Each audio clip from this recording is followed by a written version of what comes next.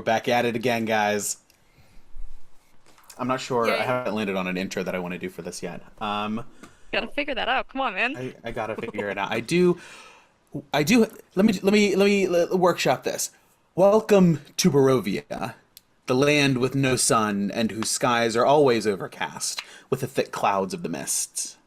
Welcome to Barovia, a land whose people live under the boots of their oppressors, whether that be their neighbor, mayor down the road, or their count high in his castle. As it is now, so has it been for decades, centuries, passing as has each before it. They are born, they live, struggling against their oppressors for a slice of nothing in this dreadful domain, and they die.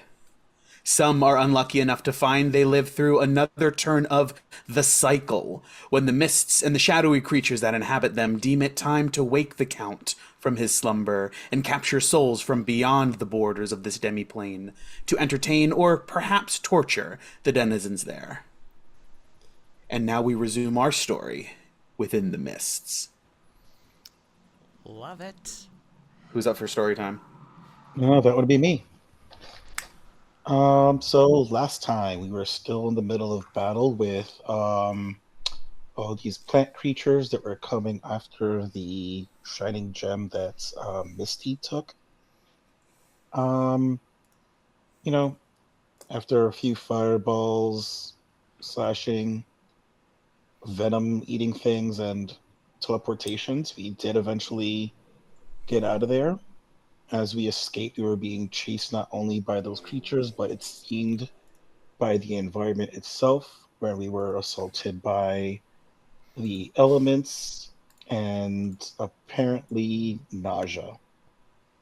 But through some skill checks, we made it through there and ended up at a quite old house that apparently belonged to, I want to say it was a silver dragon, we're told. Yep. From before the time Barovia was taken over by Strahd. Long story short, as most metallic dragons, the silver dragon did seem to be good and on the side of humanoid creatures. Strahd would have nothing of that because he's like, nah, son. So he ended up killing that guy eventually. We're staying in what now seems to be the ruins of that person's home. While there, the party did remember that one of the fortunes they were told related to finding some history that was in this place. And we settled for the night. Not too sure if there was any other details I missed. That was the gist of it. So yes. You guys took some watches, and we can revisit if there was any conversations or other engagement that you guys wanted to do with each other during the watches, but it goes by uneventful. So there's no worry of anything getting interrupted. I believe everyone went ahead and long rested. If you did not, you can go ahead and hit that long rest button.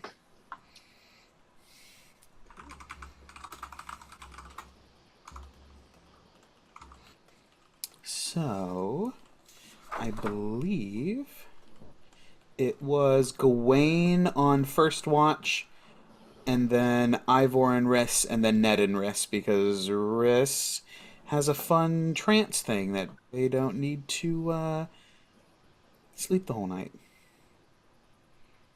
So I think, Gawain, you're up first for watch. Anything in particular that you're doing? It's a good question. Slash, I don't. where's your head at after all of this? I think Gawain is just deep in his thoughts currently, trying to understand what the smoke is that's coming off of Misty and other beings, because he doesn't want to go and deliver this gem to someone that's potentially in league with or as bad as Strahd, if it's potentially a powerful item. Gotcha. And as you sit there, I assume you guys made a little campfire Mhm. just to keep warm. The flickering light, it's hard to see, but every once in a while you get just the right angle and you see just a little bit of smoke waft up off of Misty's sleeping form. Exhales just a puff of black vapor every once in a while before it's lost against the dark backdrop of the night.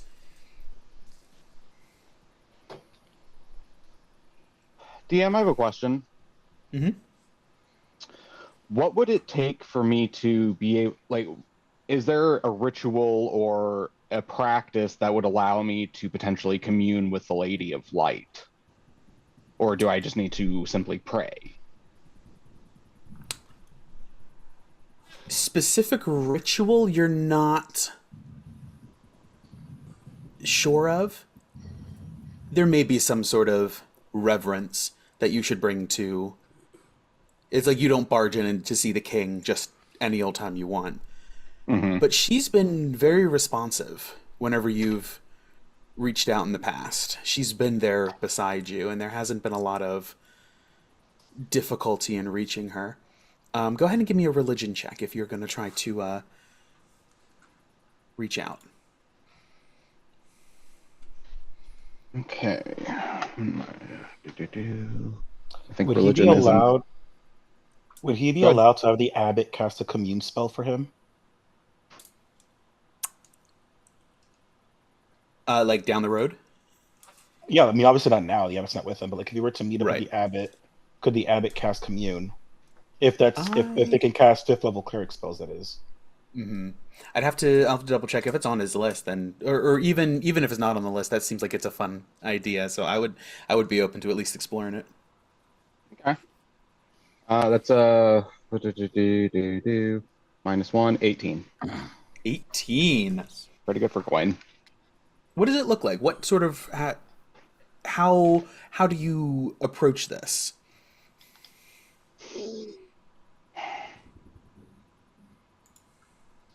I think first, and I know this might sound goofy, but I think Gawain polishes his armor from the battle because he wants to, if he's going to commune with his lady, he will look respectable and presenting. So he's going to buff and polish his plate mail and his shield, clean off the dread axe, just do his like daily stuff that he would normally do, but this time do it with like just a lot more detail, a lot more time put into it, because normally it's something I do quickly. This is, I have time. It's now not a functional act, it is a ceremonial act. Yeah.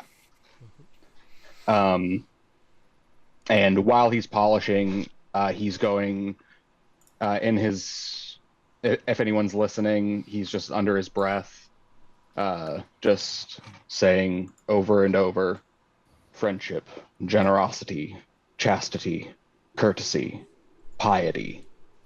Just those 5 words on repeat, being the 5 knightly virtues that he swore to uphold. And as he does that, I think once he's finally relieved of his watch, because he doesn't want to leave the group undefended, he's going to not go to sleep immediately, but attempt to, if he can, meditate. Yeah, absolutely. So Um, keeping your watch. Just go ahead and give me a perception check just for the fun of it. Not great. That's a 5. 5.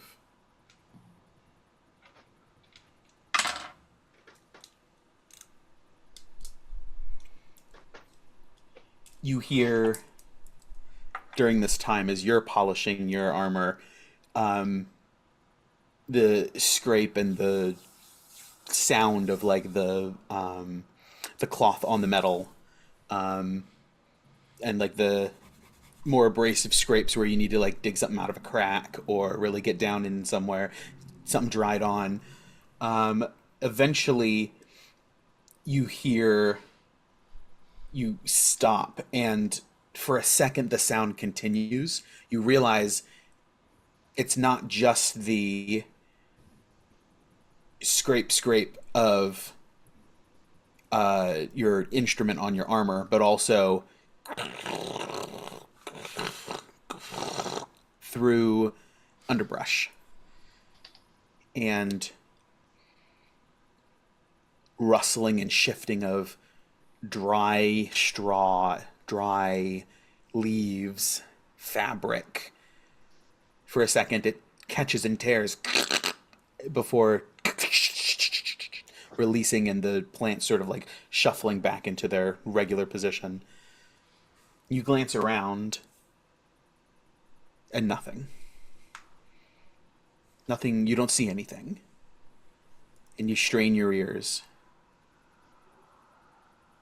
and all you hear are the insects droning in the night. If there was something here, it is now gone.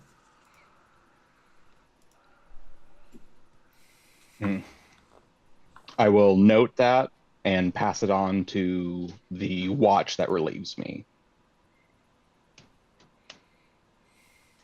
It's me. Right, that is, yep.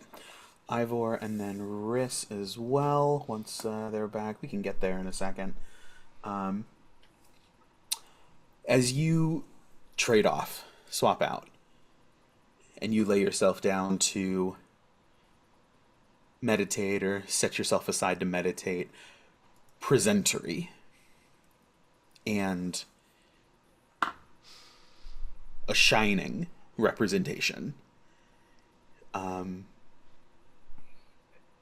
There's mixed feelings as you go through this, as you're polishing what is very clearly Strahd's armor, and it feels a little sacrilegious to show such care and concern for something that is such an icon of selfishness and pain, suffering.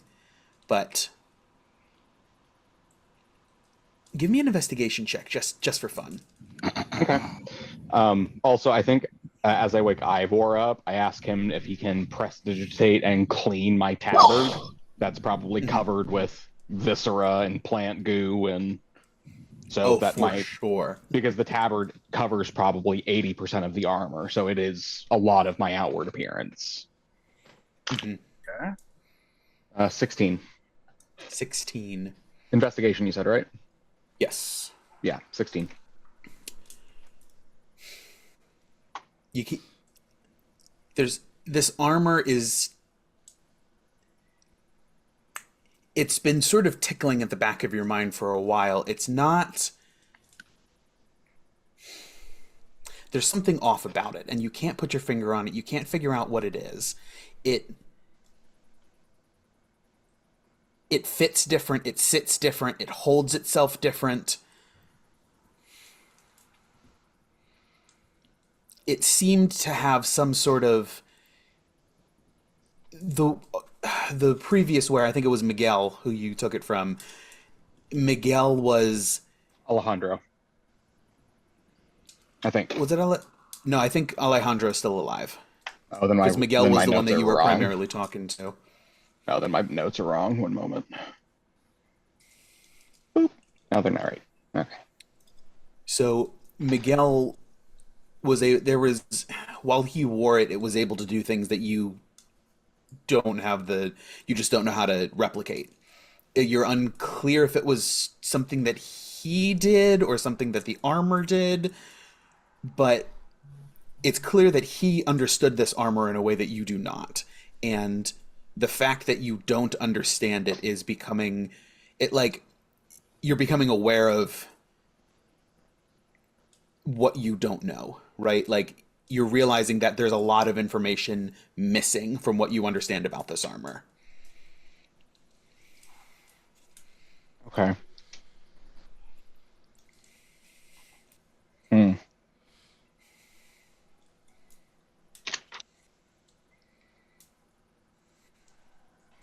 Okay. That's But I'll put that on the back catalog for now because it's not the biggest thing on my mind. for sure, as you settle yourself in and you just calm your breathing into a nice, even flow, how do you reach out? Anything in particular? Are you just thinking at her, or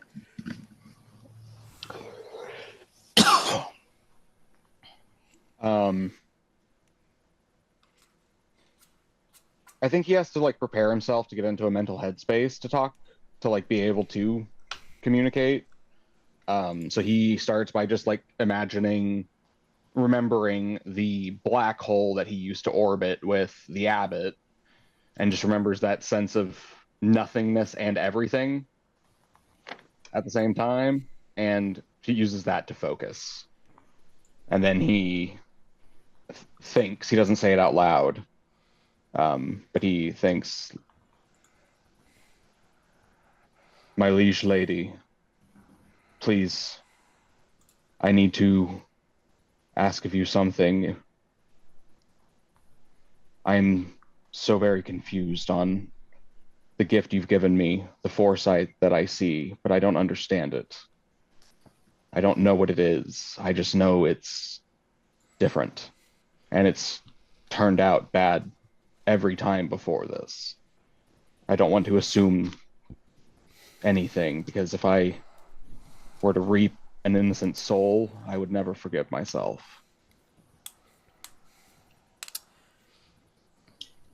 you feel the faintest.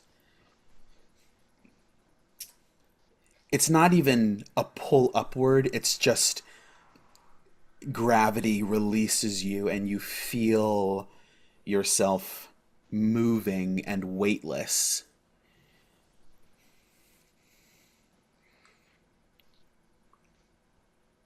And a voice from behind you, and your periphery registers light. A voice from behind. My champion, you are troubled. Yes, What my may I lady. do? The smoke I see off of creatures, what is this? What does it signify? You you sense her presence sort of drift closer, and a hand touched your cheek, but from behind rather than face to face.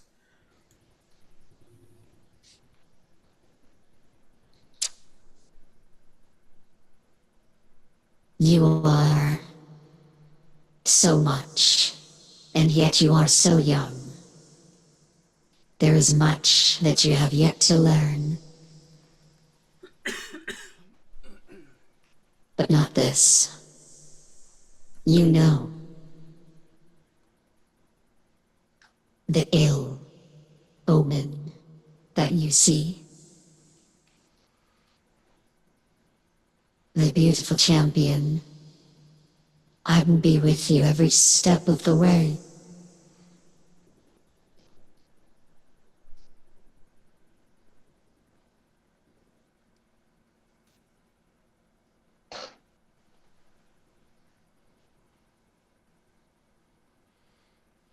So that is all it signifies, is an ill omen. A possible occurrence of negative action. It has not been possible in the past, has it? What do you know of this vision that you see? Tell me, my champion.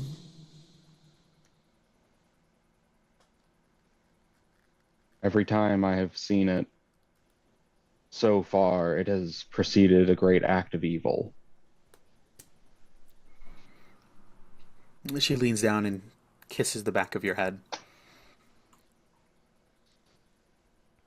You are wise, young one. Your eyes see more than most do.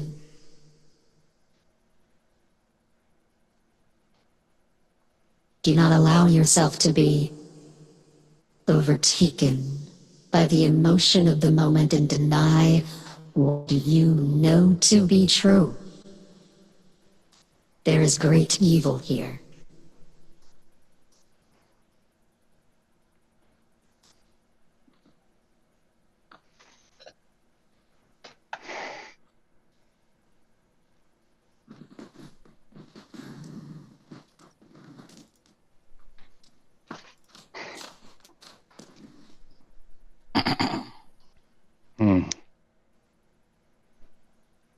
Thank you for the clarity, my lady.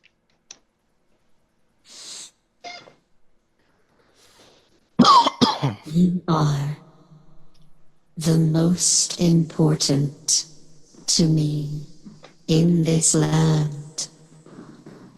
I will protect you at all costs.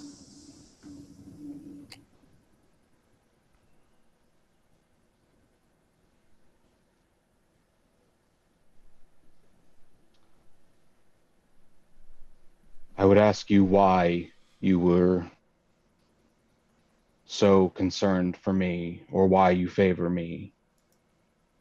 And he just imagines all of his friends right now.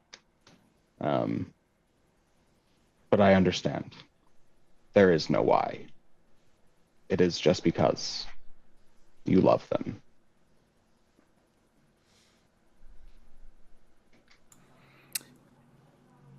You hear her smile, not in an audible way, but you sense the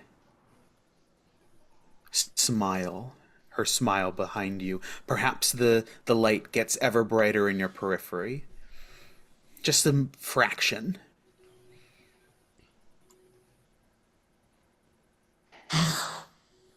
Your wisdom, once again. It is no wonder that you were fated to the place. The tyrant. Your benevolence is without measure. Your light is beyond compare. My champion.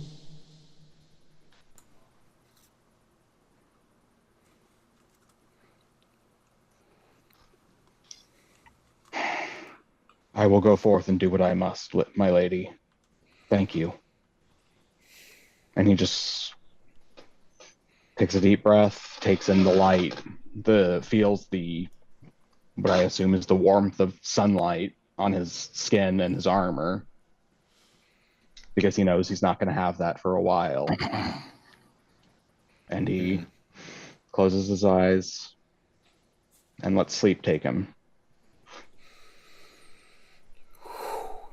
There is a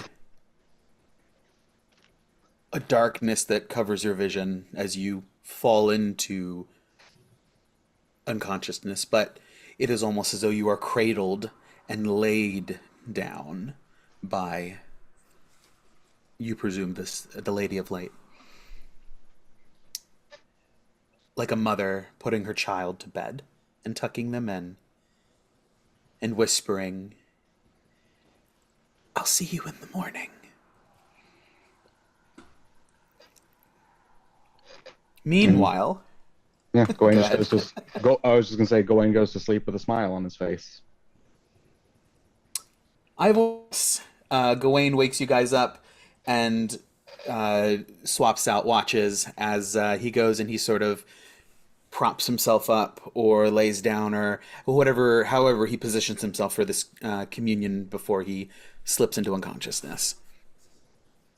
Anything that you guys would like to do during your watch? Any conversations you want to have specifically or anything particular? It's been a whirlwind of a couple of days. I figured I'd slow down and give y'all's characters a chance to process if you needed it.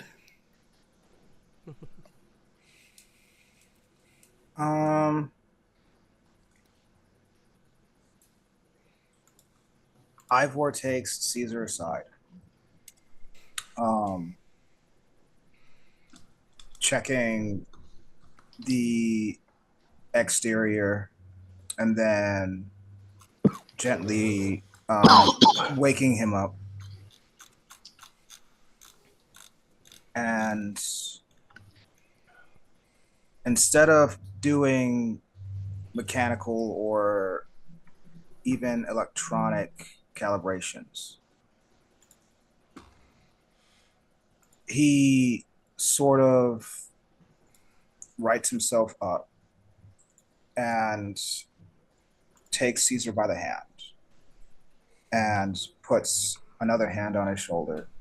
And Cesar sort of instinctively almost meets Ivor eye to eye.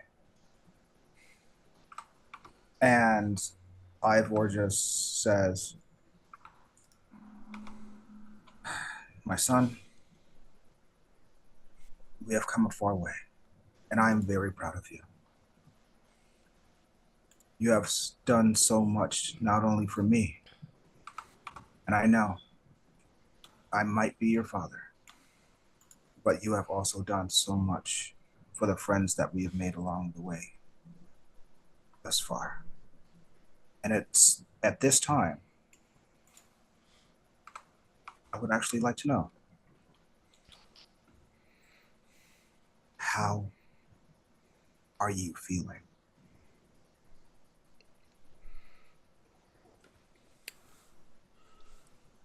And at this point, Stephen, I don't know if you want to do Caesar or if you want me to RP him.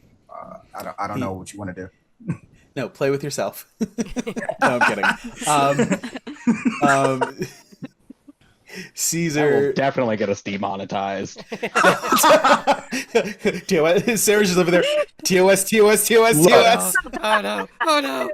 It wasn't too long ago. People on Twitch were streaming things in their butts. It's fine. We can talk. We can say jokes. True. Yeah, we would just have to title it "Richard Plays with Himself" on stream. And if we really want, Dick is a nickname for Richard, so we could take this so far. Yeah. Dick plays. Instead of Let's Plays. All right, heartfelt. Caesar, who is was sort of standing. Oh boy, erect and You can like say upright. at the ready. You choose these things on purpose. I did. I weighed one option in my mind and upright, erect and upright, and I was like, we got to go with erect. And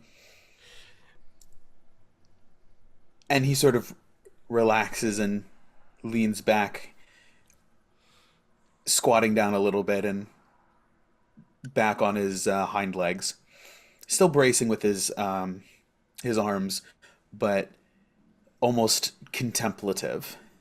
You've been constantly working on him every spare moment, just fiddling and trying to bring him back to what you knew he was, who you knew he was, what he can be.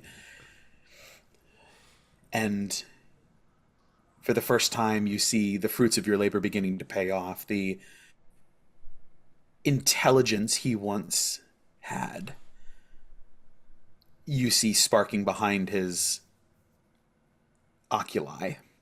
Hold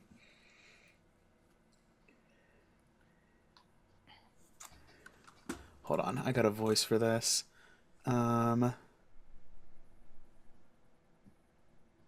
Steven's having fun with the voice mod tonight. He really is. Might as well get the money for it. I'm apologizing in advance. I don't think mine requires one.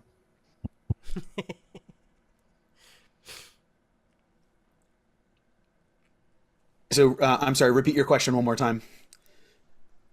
How are you doing? Yes. How do you feel?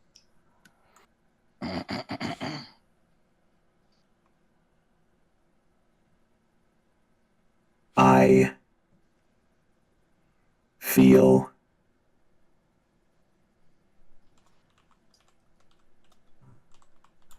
Turns his head.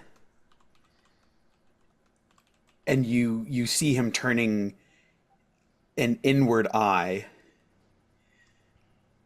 like he's regaining a sense of self-consciousness, of like, I do feel.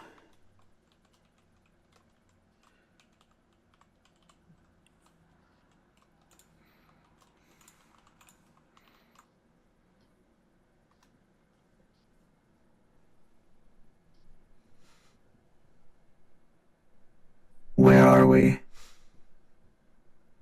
Who are they? We are in a new land. Far, far away from home and very much separated. And these are our new companions. They are trustworthy.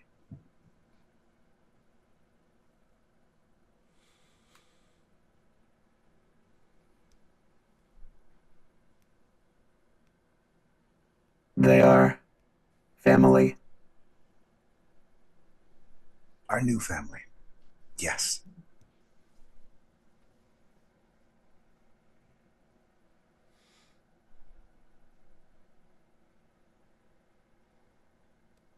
Family.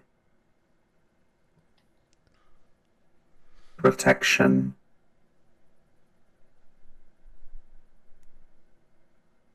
Yes. And there is one more that you have seen that we must go and save and protect. The wolf. And yes, Where is the wolf? trapped by the devil, by Strahd.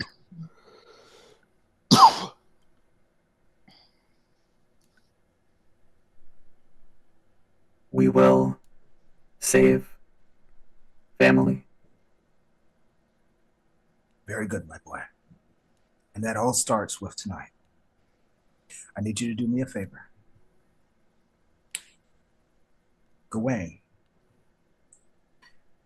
the small one that turns larger with more sunlight, you know him well.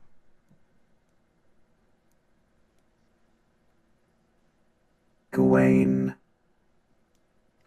And he sort of like tracks over and registers Gawain in the pile that he is right now during his meditation.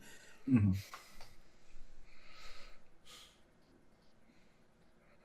He told us of some rustling in the bushes. Your eyesight is better than mine. If you see anything, let me know, and I will take care of it.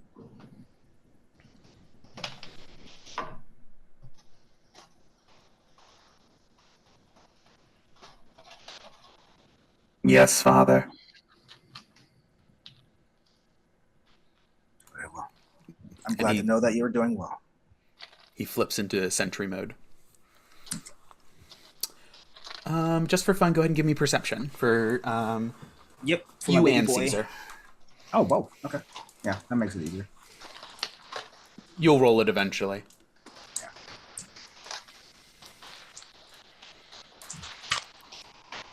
I totally forgot I had Orion. Huh. He was probably better at perception. Well, Actually, are the mounts in the house or are they outside? I'm cuddling with Orion currently. I was gonna say I don't think anyone went inside, but I could be wrong. I don't Yeah, remember we're all for still sure. outside. For sure.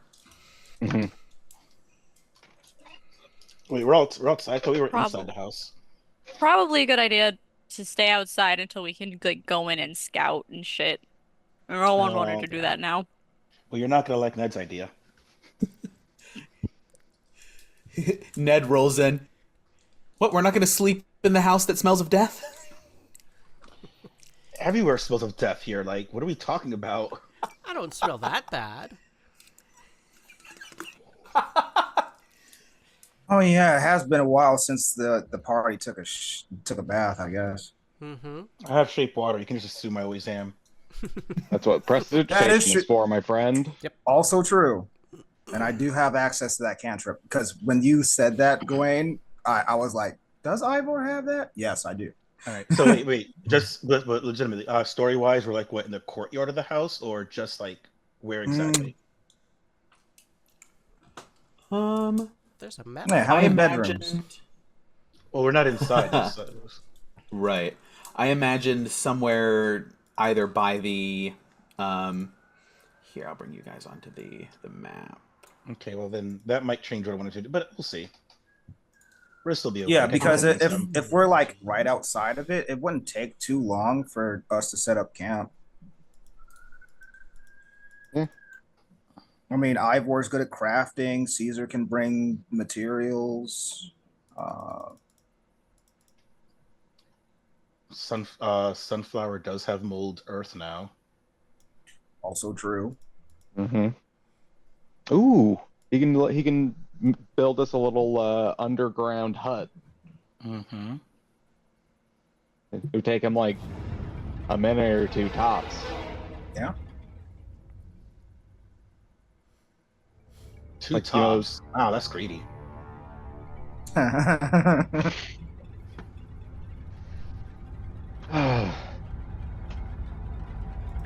But do you guys ever watch those YouTube videos where it's like the dude in the woods building a hut in the ground out of Yep. nothing? Yep. It'd be like, oh, that's what I'm imagining. I love those videos. But instead of it taking, 18 months, it takes him like 5 minutes. I say 5 because then he has to go in and do the decorating and, all the stuff on the wall. Oh yeah, I forgot. Caesar has perception is one of his skills, so he has a +6. So that's a 16 for Caesar.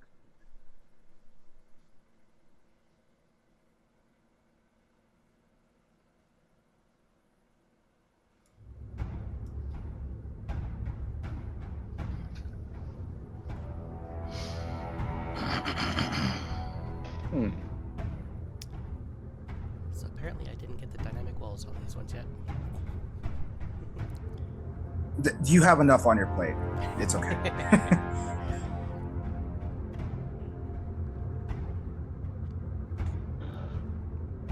All good.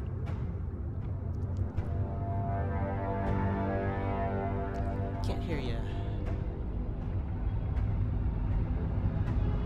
The whole time there was a siren. Oh. And so Caesar got you said a 16, and then Ivor got a.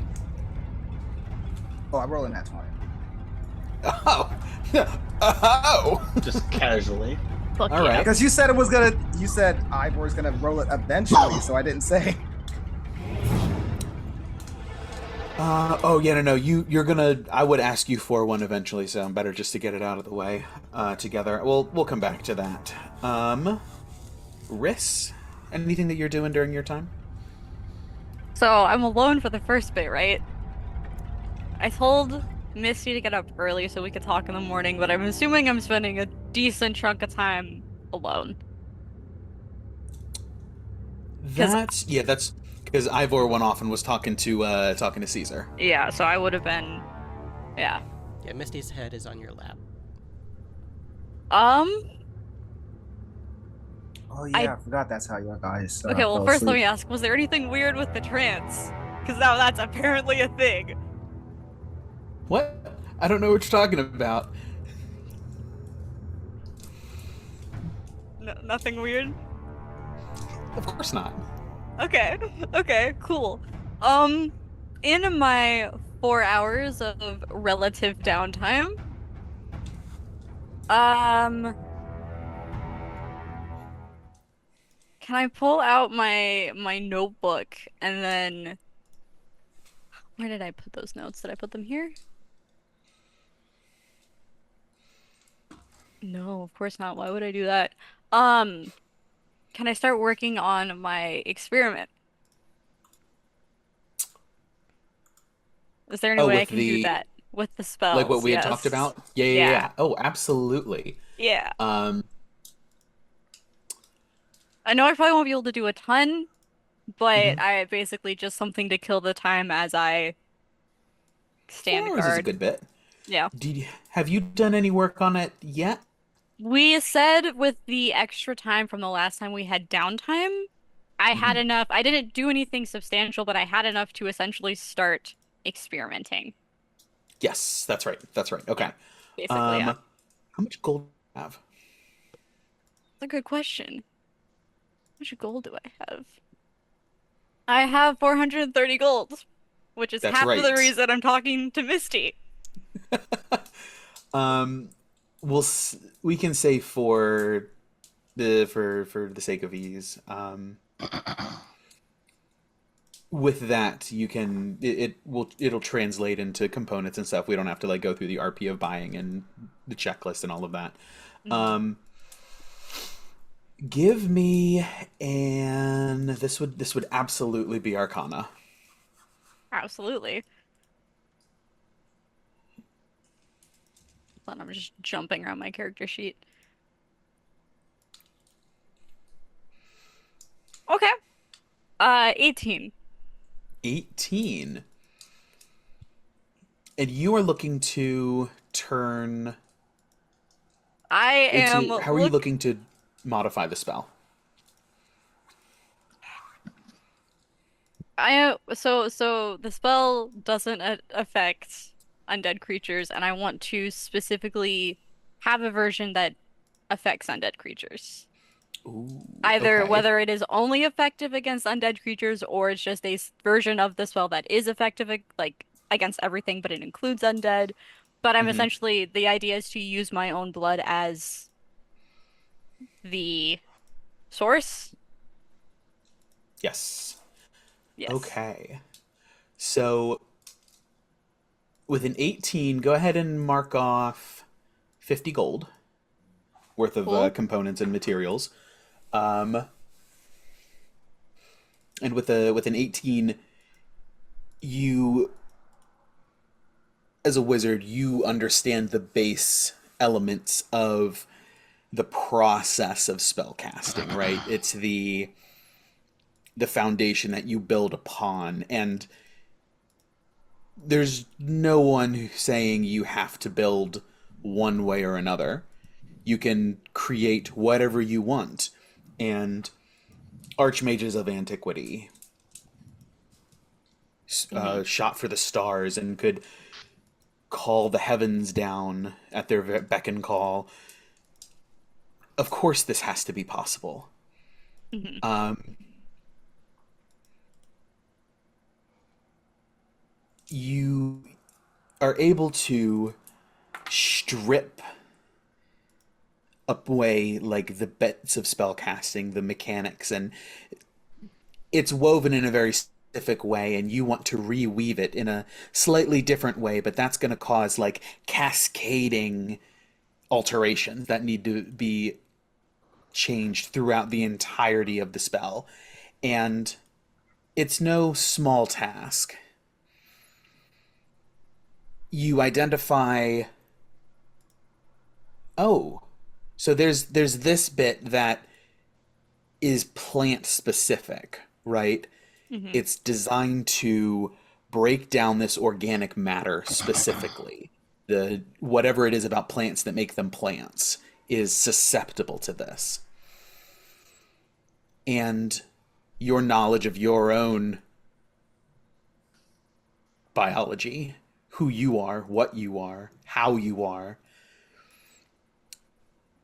you're able to substitute in, at least the initial stages.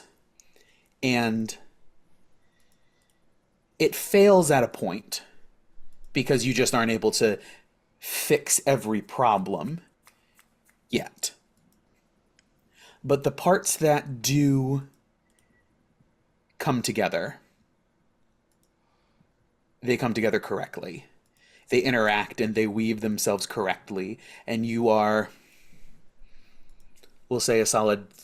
Uh, you get a third of the work done, basically. Uh, once completed, this you will have the option to substitute plants for undead. according to the regular spellcasting rules of Blight. Fuck yeah. All right. Sweet, that is perfect. On a natural 20, Ivor, you hear this revving in the background. From another dimension. Yes. The mists, they're peeking through. And you're like super like, what in the world?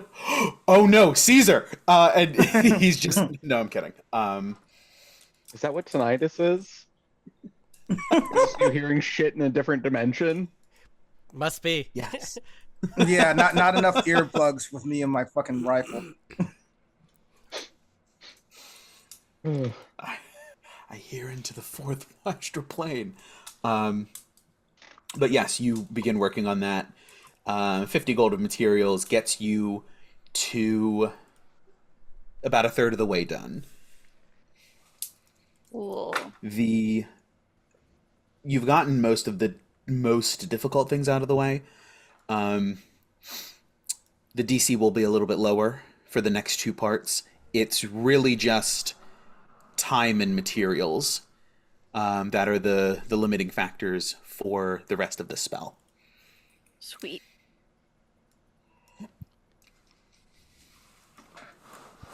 Listen, I went to Steven and I said, I want a weapon. And I want to make it, so that's what we're doing. For those who didn't understand, I am essentially Riss is a reborn. So they're undead, and they are specifically, since we are fighting a vampire, trying to experiment and adapt the spell Blight to be effective against undead. Because it is, as it stands right now, it is their strongest weapon or their strongest spell, and they would like to be able to use it against their strongest enemy if it comes to that. So Makes sense. Aren't a lot of undead like resistant to or immune to Necrotic. necrotic damage? Yeah, necrotic damage. we can talk about that later. We're getting there. Okay. Yes. That's why there's 3 parts to this and not just one. Fair. But yeah, so that happens, which is great. And then kind of as like Riss would assume, like there's like an hour left or so before everyone's gonna like start getting up and getting around. I think Riss would like kind of like nudge Misty a little bit.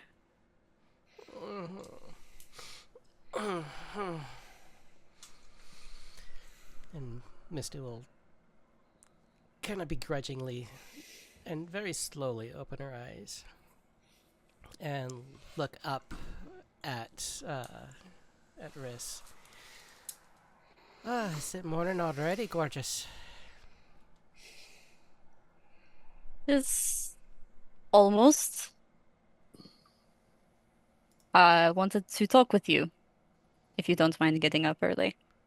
Oh, so early. But what can I do for you, my love? Like, the first thing Riz says is kind of like they'll pick up their gold pouch and like kind of like drop it on Misty's stomach. Noticed something strange about fuck accent. It's heavier than it should be.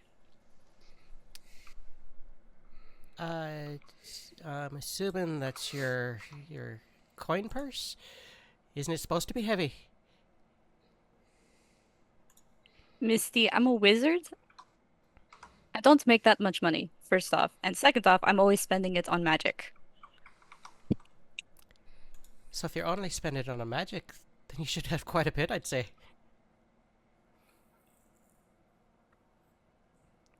True, but I know how much I had, and that's definitely more than it was.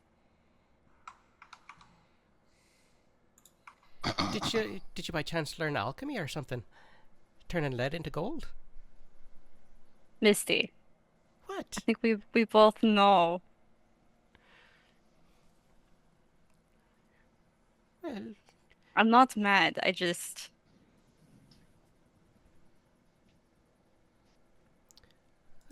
not quite sure what to say. You don't have to lie to me. I guess that's what.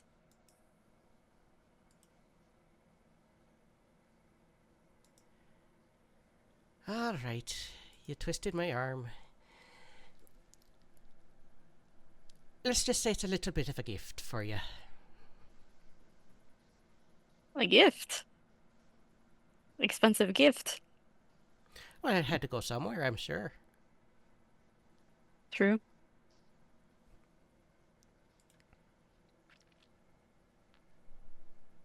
I guess I also wanted to say thank you. It's not. I don't.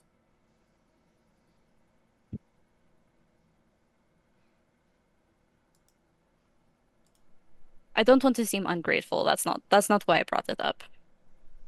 I also didn't want to like just call you out or whatever. I was trying to, I guess, start a conversation.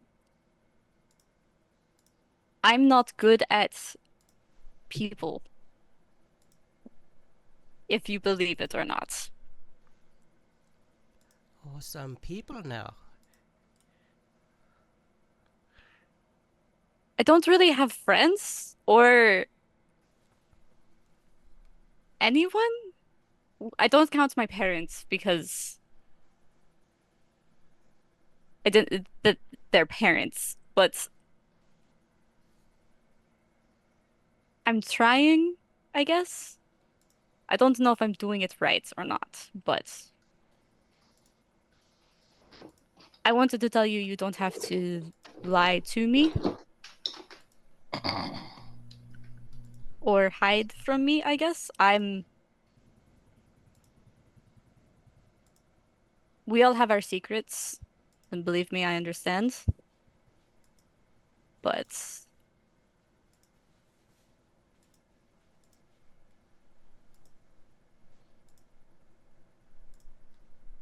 they kind of like shrug a little bit, like they're not sure where to go.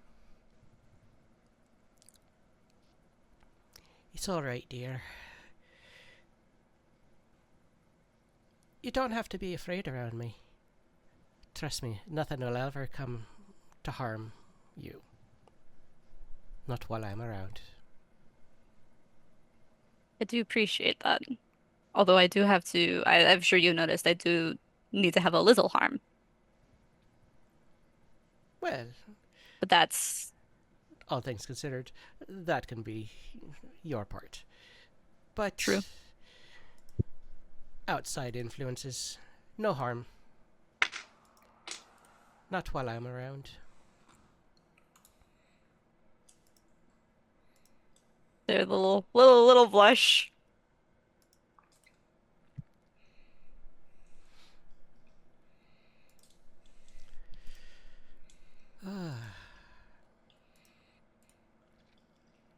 So, anything you're gonna do with the money?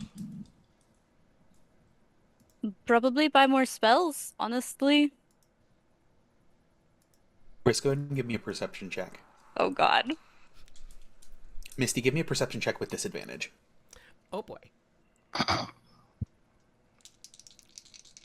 Your eyes are full of something else right now. Perception at disadvantage is a 14. 14. Okay. Someone else is doing the roll. I'm gonna let it lie. That's a 2 total. A 2 total. That's a nat 1. Awesome. Ooh. Ouch. And sort of. Listen, we got lucky with the 10 earlier, all right? Like, Apparently so. Ivor and Cesar, there's nothing that registers for you. And Riss sort of says, you go ahead. I'll wake Ned for the next watch, just to get a moment with Misty. And so Ivor, you go ahead and turn in for the second half of your evening. And Riss has this moment with Misty. I suppose I'll roll for it.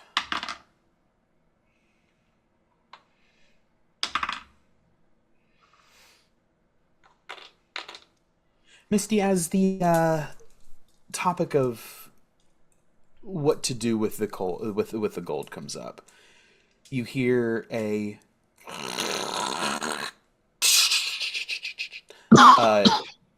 fabric catching, tearing before pulling off, and a plant sort of like snapping back up and rustling back to its original spot, much like Gawain heard earlier.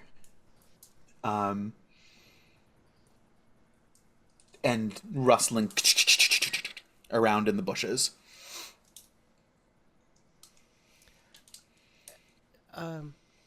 Was I the only one that heard that? Did you hear that? What? Here, you heard something? I think there's something out here with us. Kind of like looks around from trying to like pull themselves back from being very obviously flustered. I already failed the perception check, so I'm not. But like, I don't see anything. What did you hear? It sounded like something ripped and then something snapped back into place. I'm a little bit afraid that we might be being watched.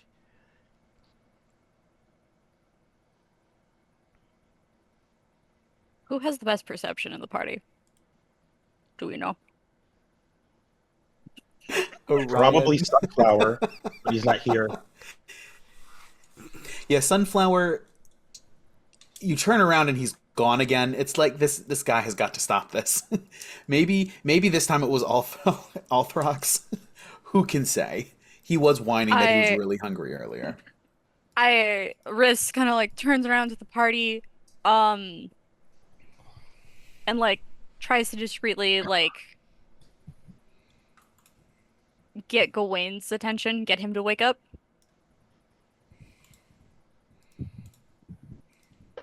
Okay. Is there something I could throw at this man? Like, is there like a stick or something I could just like toss over, like be like, "Hey, get up," Oh yeah. because I currently don't want to displace Misty from my lap. You could just mage hand slap me a little. Oh, it's true. I do have that. Yes, I'll mage hand slap Gawain. Is it just the hand of blood? Is that what your mage hand looks like? Yeah, Leaves a mine is smear? mine Please is don't. like a greenish blue. No, it's because I know that Gawain likes to keep himself like clean and everything. It's just a regular mage hand.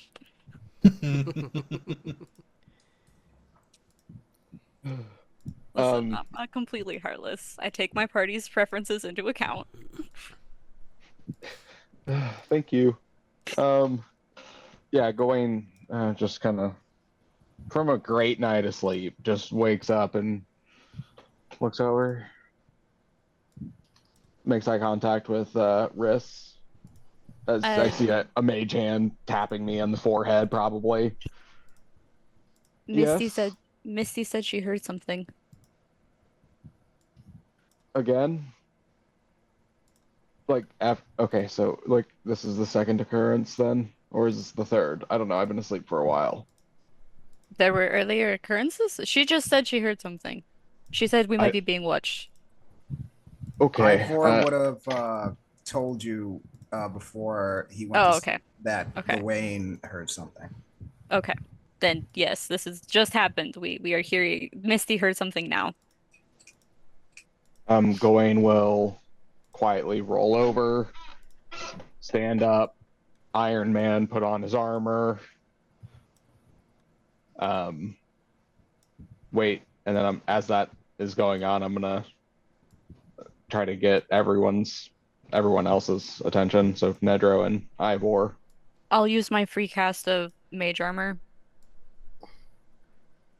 now, Mr. DM. Okay. I hadn't upped it earlier because it's 8 hours, so. Okay. Yeah. Yeah. Orion wakes up as well. I just telepathically shoot him a message, and his eyes just immediately are open, and then He does the big old cat stretch. yep.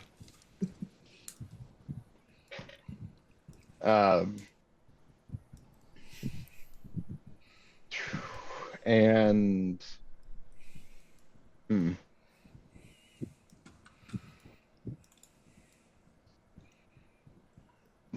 I have a question. How do I carry my axe? Do I have like a back sheath that I can just like drop it into, or like a little hook that like do I have a thing? Yeah, so however you would want to stow it, whether it's like through a belt loop or somewhere on your back, whatever, that's entirely up to you. I think it's on his back, to be honest. Just because on your belt loop is pretty limited to your mobility. Hmm. I know the size of the axe. And it's a big axe. And probably your back. Yeah.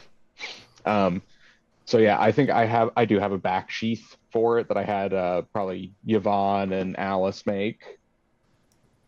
So I just pull it out a little bit, reach back, touch the blade, and cast light, and then put it back in. So there's no visible light showing, but should I draw it, it'll be a torch. Perfect. Okay.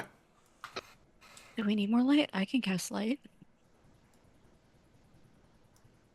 That lasts for 1 hour, so I just have to redo it I'll redo it every 45 minutes. Okay. Yeah, easy enough. All right. So so you guys rustle the party this evening yet. It's a couple of hours left before the sky will begin to lighten again. How long is it before it was supposed to be mid shift? Just about. It's about that same time. Maybe a few moments at most. Oh, that wasn't as much as I thought it'd be.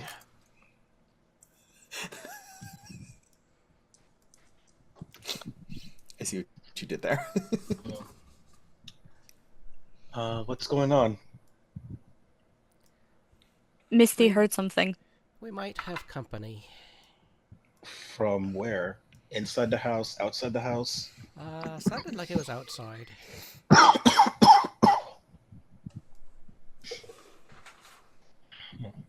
Which direction? Hard to tell.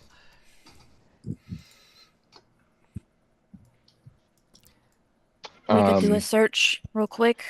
Try to go back to resting if you need to. If it turns out to be nothing. I mean, it was my watch anyway, so. Fair. Mr. DM, can I have Orion do a sniff check to see if he senses anyone nearby? Yeah, go for it. Sweet.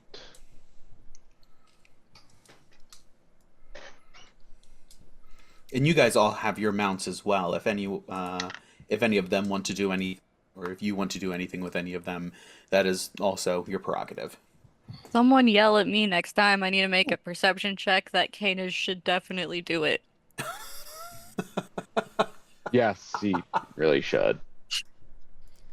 It's I not forgot it's about not that. much better of a modifier, but it's better than my +1. Oh yeah. Does he have Same. Does he have keen senses? Yeah, he also has keen hearing and smell. So That's a 23, nat 20 from Orion. Natural 20. Ayo! Nice. Orion beams to you. It smells like stables and rotting meat off it, but faintly. Like it's just a whiff of it, or it's off in the distance, this rotting scent. But the stables is It's not everywhere, but he's getting notes of like straw and old cloth, a little bit of mildew. It's like the stables at Strahd's castle. Is his best analogy for it. And then off in the distance, or very faintly, just a waft of just like that sickly sweet of rot.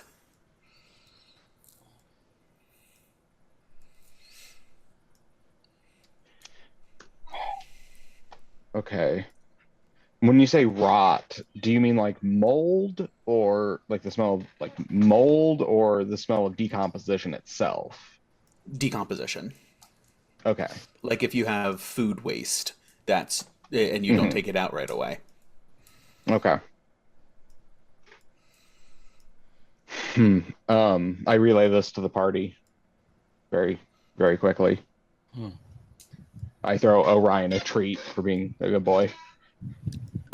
Well, we're at an old estate. Maybe it had an old stable. Wouldn't be too far fetched for them to have both. However, for the smell to be as pungent as it is, I it might don't be think- fresh. Yeah, I don't think Orion would have said anything if it wasn't a new smell. Something that wasn't there before. We could go check the stables though. I'm worried about the rotting scent. Might be undead. Yes. My worry is also that we may come across something in the realm Didn't it- of the mold that killed Irina. Don't you have like a thing? You figured out I was undead. Oh. Just try that. Boing. His eyes light up. Is that the first time they officially said it out loud? That I was undead? Correct. I know that No? Gawain knew, but I don't think you ever admitted it to anybody else. No, I'm pretty sure I told her you might have been asleep. You may have been asleep in the apartment. That's a great point. But no, Riss has been pretty open about the fact that they have died and that they are reborn, especially after the whole Got it. Yep. Yeah. Never mind. going into the other yeah. Because the souls were not happy with Riss being there, I think, Right. Yep. Never mind. and did not want Riss to leave. Oh, it's such a cool monster, though. Yeah, This I'll would go definitely ahead be and Misty's Divine first sense. time hearing about this, though, I think. Oh, that's right. Okay. So Well, hearing that Gawain is the one that figured out that they were undead. So Gawain, you divine sense. And because I can never remember it and I have to look at it every time, You should put a sticky note there by you your are. computer. I should. I think it's I've- Fae, Fiends, and Undead. Celestial Fiend, Undead, Hallowed, Desecrated. What's the range? That's right. 60 feet. Celestials. And not behind total cover. Yes. Riss is a whiff of undead. Fresca Undead. Yes. Stored by lime. Kind of undead. Pretty much. I love it. That's how they keep up their looks. They just eat a lot of citrus, not because they have to, but because they have to. And scurvy. That's No, the- we've had this discussion. It's more like they've just been paused in time. They just don't age now, apparently.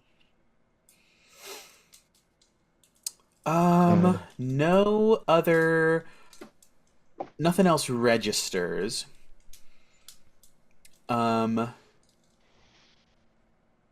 Yeah. No registers. As you guys have that conversation with Gawain, though, about like, well, I'm an undead. Maybe that's what he's smelling. and you're contemplating it in your brain across the telepathic connection to Orion, it's effectively, oh wait, yes, like Riss, but way stronger a smell. It's like Riss has just like a waft of this is undead. If you crank it up to 11, this is what he smells a faint little bit of. Yes. What's up, Ivor? Can we retcon a little bit to when right before this happens? Because when Ivor gets waken up, can he just get like a little hint and then start ritual casting detect magic, so that way he doesn't eat into too much time? Yeah, we can say that you did that as part of your watch downtime. Yeah, absolutely. Your detect magic doesn't register anything unexpected, but it's up and it is available for you. All right, so that's going for a little bit of time, and I will recast it when applicable. And I will reconvene with the rest of the party. All right. So as you guys pause here and you're unclear of exactly what the next step is, you're several of you, I'm sure, are continuing to listen and look. Nothing moves, jumps out at you. The wind comes through and rustles some of the branches and brambles, but nothing clearly like something's in the bushes motion. Okay. So what is the consensus? Are we going to pursue or are we going to continue resting?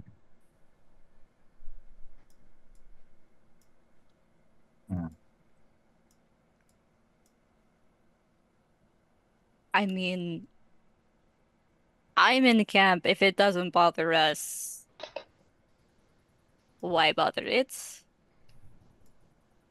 I know that's not the best stance to take on everything, but we do not have the time or the resources to trace down every single bush that moves weird. No, I'm with you. So if we want to go back on rest, I don't think it's a bad idea, especially if it didn't. I don't think it could have gotten anything important or anything. Not just our main enemy is Strahd, and he already knows enough about what we're doing that he wouldn't have learned anything new by scouting on us or spying on us last night.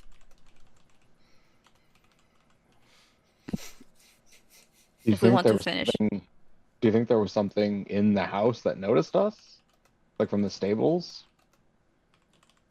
It's not entirely out of the realm of possibility. But again, I don't think it would have noticed anything specifically useful.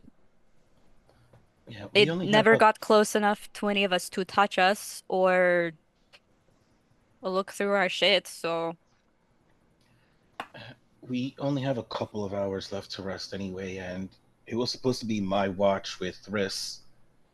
So we're kind of in the same situation. You guys can all rest. We'll keep watch. If something happens, we'll make loud sounds and we'll be ready. Very well. All right. Cesar, stand watch with them.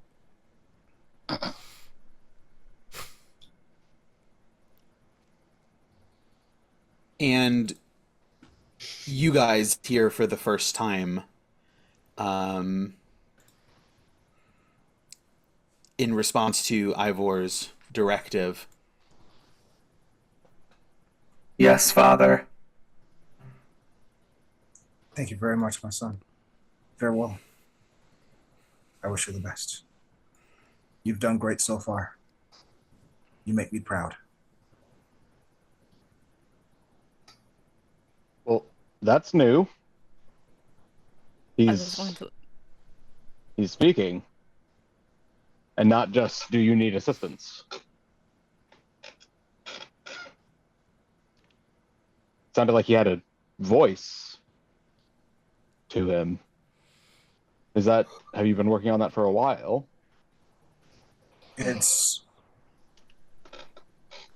a new form of mechanical engineering that hopefully will bring him back to his original self. Well, closer to it. As close as I can get, anyway. It's very cool. Thank you. I won't say that it's all that I have left, because now I have all of you to thank for it. I couldn't have made it this far without you.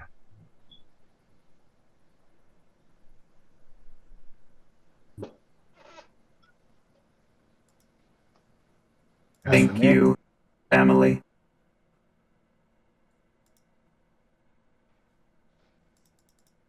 Gawain just walks over and just kind of looks at him and says, May I hug you, Cesar?" Lifts one arm up No while means planting on the no. tripod. That's why I That was would have been asking. better. That's why I was asking consent. I just wish you would have said no. That would have been amazing. Missed opportunities. But yeah, keeps planted in a tripod with the legs in one arm, but lifts one arm up and gives you a big ol' hug. That's It doesn't happen all the time because you're not usually active at this hour of night. You're swallowed in his one-armed hug, Gawain, as you're very small. Looking up at him. It's okay, big guy. You are family. Kind of waddle away. As what time is it? Am I like 5 feet tall, 4 feet tall? Something like that. It's what, like 2, 3 in the early morning? morning. Yeah, like 2, 3 in the... Yeah, exactly. Oh, yeah. No. I'm like 4.5 feet tall. Just a short little guy. What's that meme? Oh, it's just a little guy. Oh, it's a very big man. That's Gawain.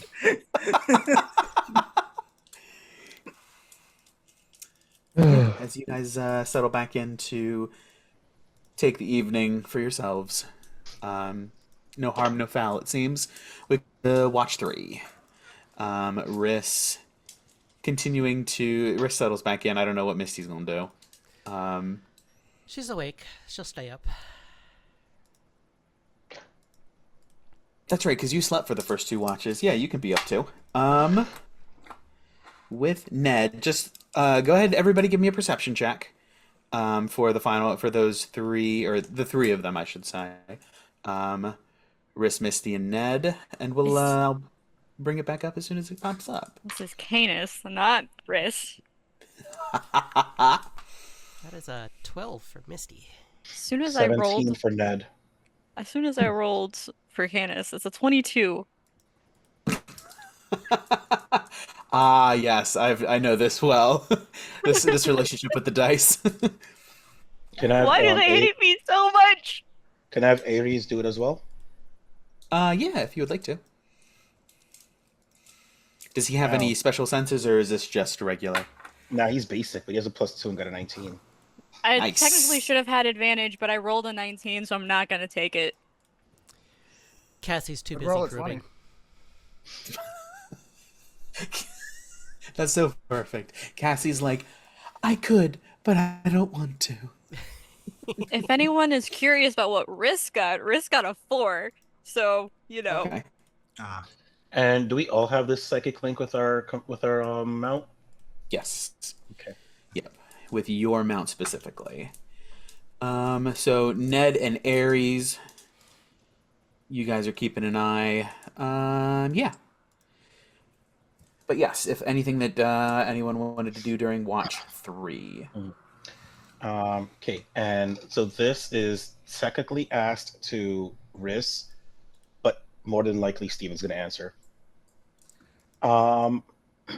Riss, can you go over that story one more time about the dragon that used to live here? And if you could just give me the highlights, because I only remember some of the highlights, Stephen. Yes. I have notes for this. Oh, you do? Oh, I Go mean, for it. I if you do. prefer to do it, that's perfectly fine. Even better. Because I was kind of shorthanding notes, so this would probably be the highlights. Perfect. So we are we are at an abandoned mansion that was originally the stronghold for the Order of the Silver Dragon before Strahd took over the valley. Um, the Silver Dragon, Argynvost, lives here and obviously ran his order from this place, from the stronghold, although only people that were inducted into the order actually knew that he was a silver dragon and not just, some dude. Um,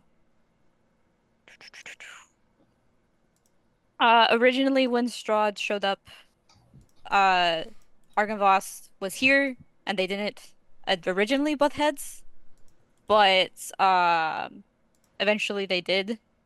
And Strahd's forces, from what I know, completely wiped out the Order of the Silver Dragon. And they completely decimated Argynvost's corpse. Assumedly, so it would be beyond resurrection. The other important thing is that the skeletal rider that we saw yesterday on the way here turned into a skeletal dragon without a head. And one of the ways that, at least in the accounts that I found, Argynvost's head was removed. Like that is one of the things that did happen to his body. And then it flew here, or this direction, I should say. It flew in this direction when it left us. Got it.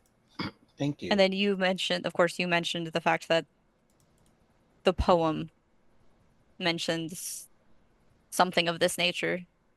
Hmm. So probably one of the items that we need is here. Well, specifically, the line was, knowledge of the ancients will help you better understand your enemy. I see a fallen house guarded by a great stone dragon. Look to the highest peak. Well, Well, this is a house of ancients, and that is a stone dragon. correct. Points at the Well, I guess my thought was the knowledge that you just gave us, was that the one we would have discovered if we would look to the highest peak, or is there additional information if we went to the highest peak? I know there was some talk about not looking into it now because obviously resting and getting to Yana is more important.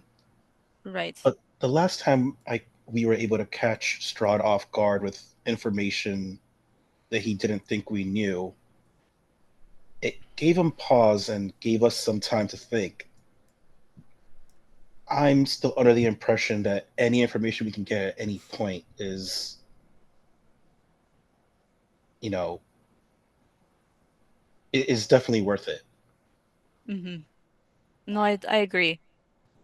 I guess my other question is, when they say the highest peak, do they mean like the highest mountain seen from here, or, and I look towards the house, the highest peak of the home itself?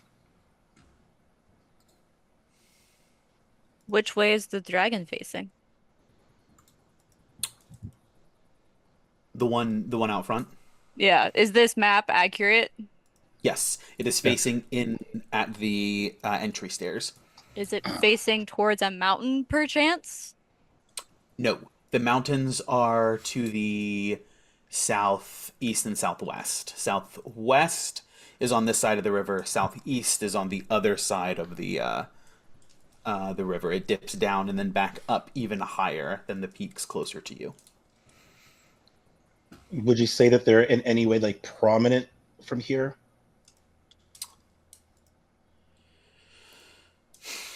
Go ahead and give me a I will say either a history or an insight. Ooh, I'm better at insight, so let me do that one. Can I also roll, or is this just a Ned thing? You can roll as well if you want. Sweet. I'll do You guys are history. talking about it. Dirty 20. Also a dirty 20. Nice. Oh yeah.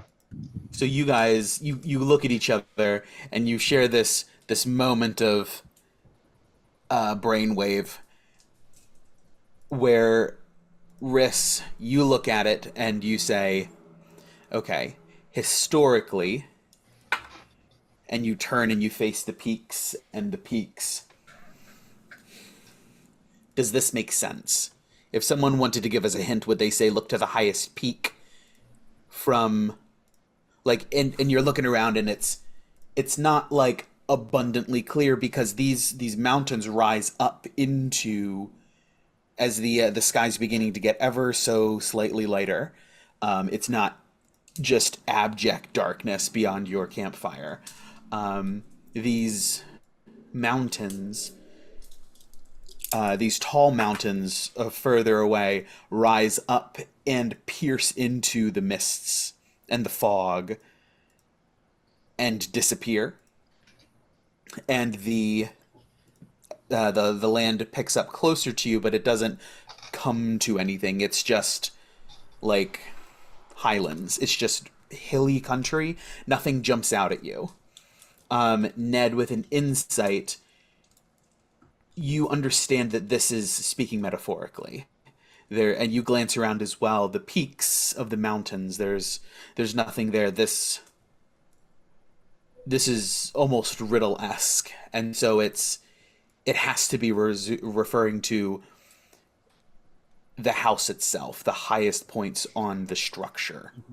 Got it. All right. All right. So you might think I'm insane for this, but I want to go in there. It'd be the most time efficient to do it now, so since we're resting anyway, and it wouldn't take up any of our day if I were to look now. Now. You mean as in just like potentially the 2 or 3 of us go now? Well, it's either that or, again, do it throughout the day, and we are trying to get to Yana as fast as possible. Okay. There was talk about coming back here later, but once again, anything Hear to me disarm out. Strahd could be useful. True. Hear me out. There was just an unknown undead thing watching us. And we know that there is a sense of death coming from that, and just like points at the building itself. You want to go in there now without any. I'm assuming you want to go in alone, which I'm not going to let you do. As We could bring you Ares. process this, Riss, Ares your doesn't telepathic count. bond. What was that, Said Steven? Ares doesn't count. Ares can't ask for help. Riss, as you process this, your telepathic bond with Canis, his 22, he says the stable smell that you guys were talking about earlier is gone. And the undead smell is a little stronger. Not super, not like significantly, but a little bit stronger. Okay. And putting this together, you're thinking maybe it's not a old smell that we're just getting the final bits of. Maybe it's a distant smell of something that's approaching.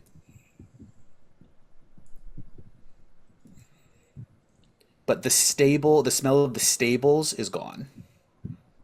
Okay. Do we know what direction it's coming from? On a 22, it's coming from the northeast on the wind. I'll put you guys on the larger map. Would you let Ned know this since we're speaking anyway? Yes, yeah. So you that's mind the asking direction we came Canis- from, right? Or You guys came from the northwest. Hmm. okay. Do you mind asking Canis if the smell reminds them at all of the skeletal rider? They flew in this direction anyway before, and they're also undead. So they might be in the area. I look at the like relay to Canis. No, he doesn't recall the. You said the skeletal rider or the skeletal dragon? Dragon. Okay. The one that flew in this He- direction. The one that turned into Yes. the dragon. Yeah, that. Oh yes, yes, yes. Which He was a does not rider at recall the first. dragon. It was a rider at first. He doesn't recall the dragon having a scent.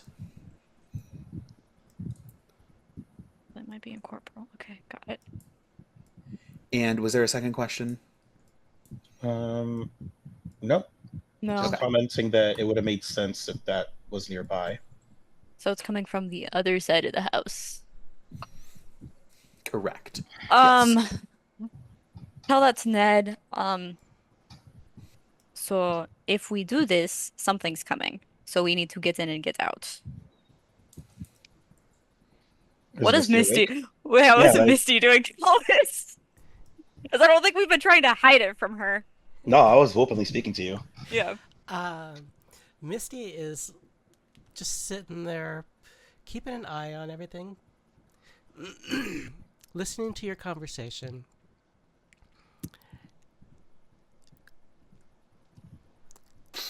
And pondering.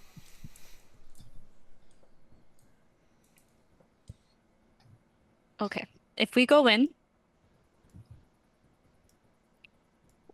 the first sign of anything bad that we have to fight, we need to just leave.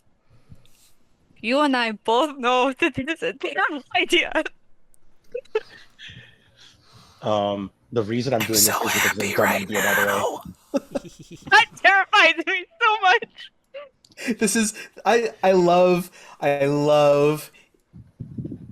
even if this was a blank nothing and I was just blowing smoke. I love when you guys can both have inspiration.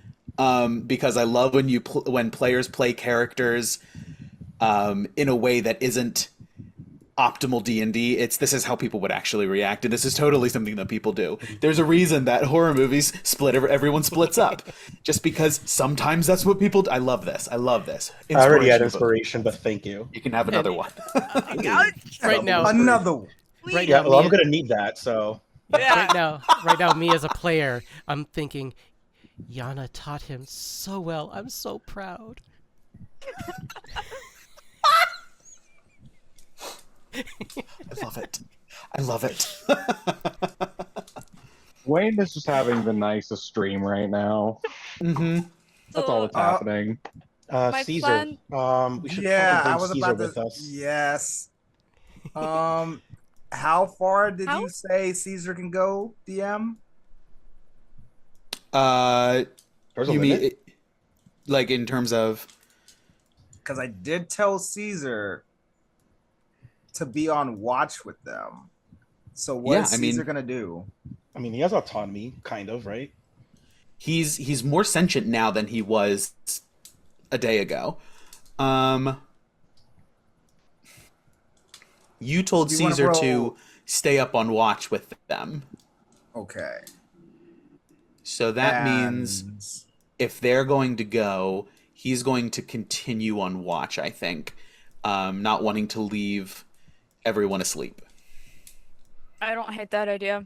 And honestly, as much as I'd like to bring Caesar in with us, something tells me the automaton is not very stealthy.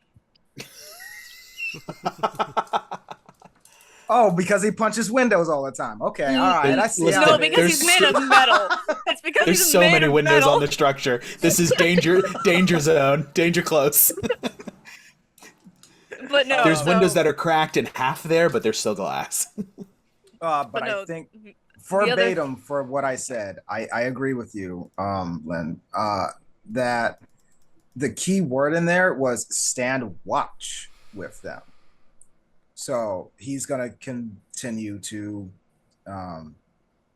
stand watch instead of following his newfound family, or realized family, actually, as it were. And I will watch if you must. Sounds like a plan. And I wristed cast their mage armor, correct? Yep. I don't have a free casting, but I will use a level 1 spell slot to cast my own. Can never be too safe.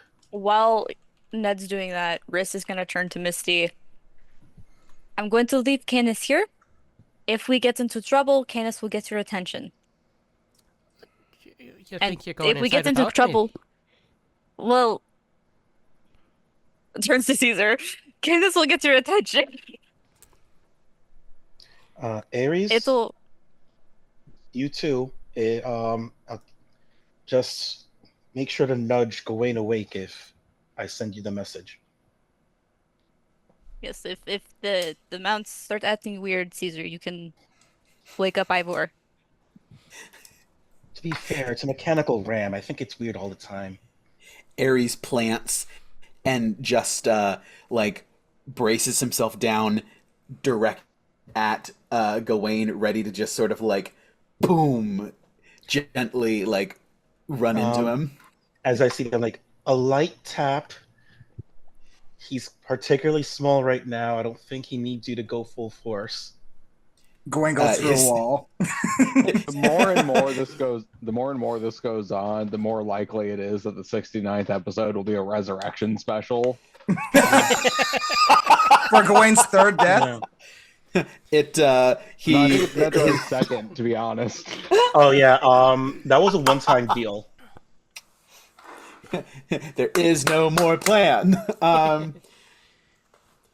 Ares like his head stays down like in line with his spine, but his stance, he's sort of like he's less power stancing now, just ready.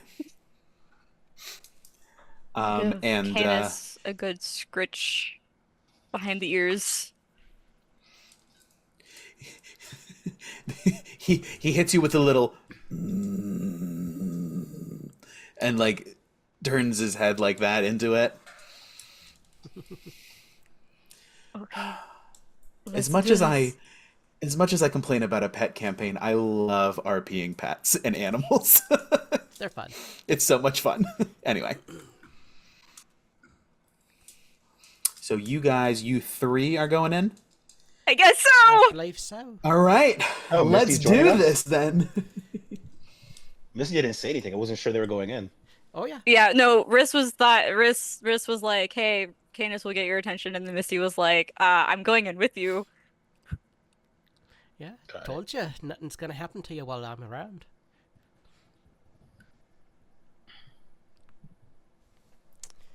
Like, All what, right. 4 a.m.? Hey, so Ivor, what do you want to call our new adventuring party? Oh boy. Yeah, we're gonna have to come up with a new name. All right. You say that like those- we have a name. Yeah, we don't. It kind of Well, goes it's a without lot- saying. We're not gonna make any pit stops. Misty We're literally going to the mishaps. highest. We're literally going to the highest point, see what we find there, and then leaving. Then leaving. Correct. No closets, no nothing. Also, what does our if we need to get out? This is gonna go terribly. All right. Going in without the paladin and the artificer. This is gonna be fun. All right, Hey, so no you guys tank, no explicitly DPS. said you didn't want to waste your time doing this, so And no that players. is taking that to heart. All right. Yes. So you guys approach the stone stairs. These flagstone steps, flanked by stone railings, climb to a landing in front of a pair of tall wooden doors with rusted iron bands and knockers shaped like small dragons. Numbers.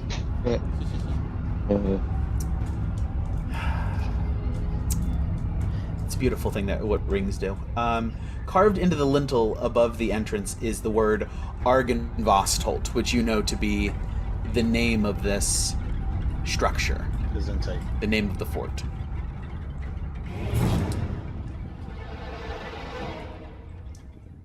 Right. So who is first up? Oh, it was Ned's dumbass idea, so it's gonna be him. It was Ned's idea. Do As- any of us have dark vision? Yeah. Wait, No. you don't? I don't. Yes, I do. 60. Yeah. I also will have 60. suffer then. I will suffer. Sounds good. And beginning whenever we are allowed to use a new Ned, I can bonus action tremor sense for the new dwarf. That's right. I did see That's that. I'm very cool. excited about that. I'm gonna pull out my moon-touched rapier, which will give us 15-foot radius dim light, or bright light and 15-foot radius, and dim light for an additional 15. I'm also gonna cast light on my staff. Okay. Yeah, absolutely. You guys light it up, so whatever vision your tokens have is, we'll say is fine. Well, this works best for wrist specifically. Yes. So wait, And what's... I've got daylight. Oh wait, never vision, mind. so I it's forgot. just I lost light. I don't have it. So yeah, I it's- have it's light. just- I Right. have light, so I Yeah. can cast it if I need it. I wasn't lost going it, I to because lost we're it, trying to right. be sneaky. Yep. I was just gonna let you guys guide me. That doesn't sound like a good idea. We need your eyes too. Okay, alright. I shall cast the light. Okay. Ned, you're the first one up to the top of the stairs, and as you approach the door, you hear from behind you. The three of you guys whirl around. It's not loud enough to wake anybody, Optimus but Prime? the dragon facing the door, from its sort of like regal perch, almost like a griffin, would sit and like hold itself upright. It stands up on its plinth, flares its wings out, and opens its mouth, and this burst of cold air, not quite Arctic, but like a cold breeze, just rushes and whooshes over the three of you, and it And not to freezes in push us place. back or do anything? No. It's exactly, it's brisk, it's a little chilly, and it's now in a different pose, and it freezes, or it doesn't move from that position. Is it looking anywhere differently now? It is... Give me a perception check.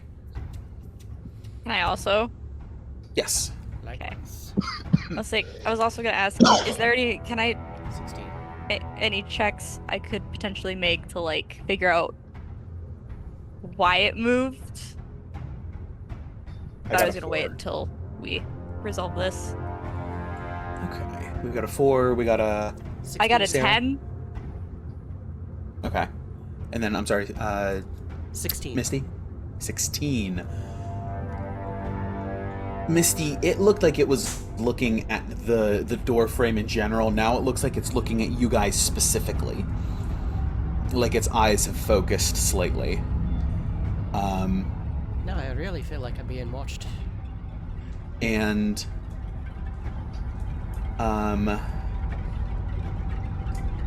you can give me risk. Go ahead and give me an Arcana check to see if you can understand what was going on here. This seems to be some sort of arcanotech or magical something. Ooh, boy. My favorite.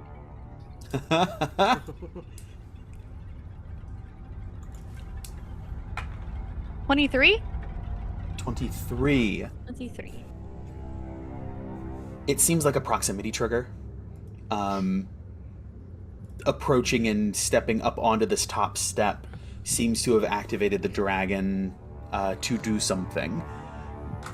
Whether this is just a funked remnant of like a defense bit of like some sort of defense system, or if this was the intended purpose, the intended effect is unclear, just because of the age of this Okay, I guess this whole house. I should have been more clear. That's on me. I guess I was specifically going for like why did it blow on us? Not or like what did it blow on us? Not like, oh yes, getting close to the castle made it move. I've like Oh, okay. that's my bad. Got it. But if there's nothing I can base that answer off of, then there's nothing I can base that answer off of. Oh, so like, why did it respond now? Yeah, like why is it set to trigger when we get close?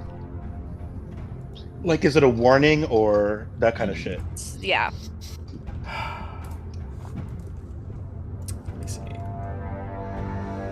Like I said, if there's no evidence for an answer, then there's no evidence for an answer. I was just, try. I gotta try, right? Okay. The worst you Would can tell they- me is there's nothing. Yeah. You rolled over 20, right? Yeah, it was a 23. Okay. With that, you have that moment of what, like, could this be defense? And it feels like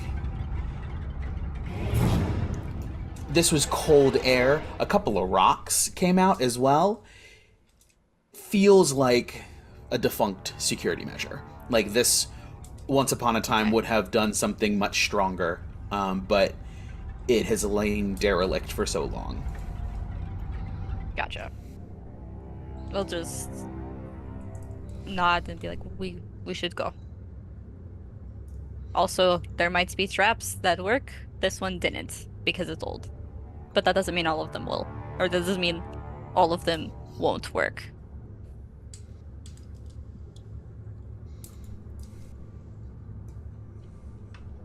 Oh, do you still want to do this? Are you gonna do it anyways? Not if you don't want me to. I was asking before. This wasn't, I'm going to do it regardless. Ned, I'm a wizard. Information is the biggest draw. I mean, that's the other reason I asked you. Because I knew you would say yes.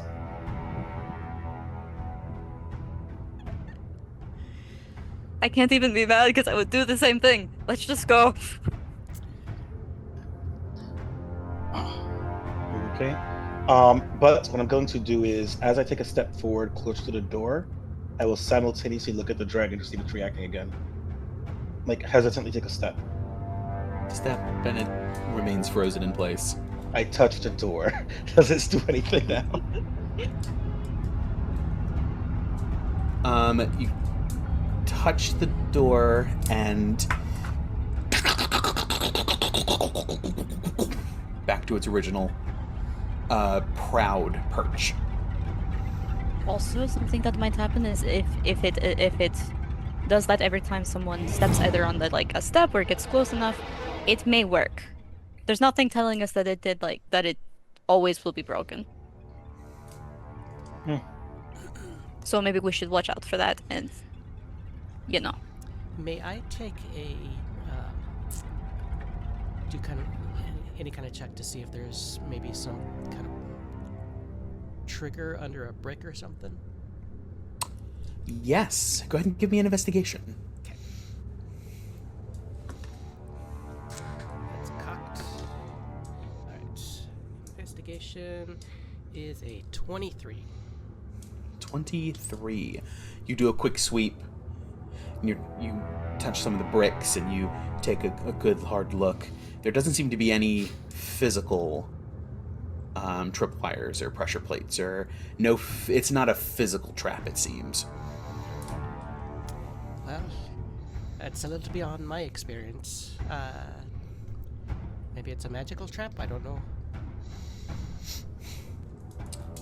As the next person steps up, you hesitantly put your foot on the top step and stand up, and you glance back at the dragon with bated breath as it just watches the doorway regally. There's no movement. Second person sort of breathes a sigh of held breath, and the third person steps up. Still nothing. Smart's magic. It's as if the dragon had never moved. Did it move? Could that have been your imagination? No, certainly not. Everyone saw it, right? All three of you saw it. Of course, of course. We go inside. I'm gonna open a door. Open the door. Riss is not happy with the mind games. We go inside. I open a door and I'll step on through. When you skip the dialogue in Baldur's Gate, shut up, I want to go. All right. This room feels like a king's tomb. Before you, a grand staircase leads up to stone balconies held aloft by stone pillars and arches. A tall, folded tapestry depicting a nobleman in silver armor hangs from an iron rod above the staircase landing. And this staircase heads up about halfway directly in front of you, and then splits to the left and right and continues going up either side. 6 sets of double doors lead from this foyer. Along the walls, displayed on marble pedestals, are 3 alabaster busts of handsome men. A 4th bust and its pedestal have been knocked over, and the shattered remains lie strewn across the mosaic floor. Above you, 2 chandeliers of wrought iron hang from the ceiling like monstrous black spiders. And with the door opens and the wind and the air pressure differential, the chandeliers creak and sway ever so slightly.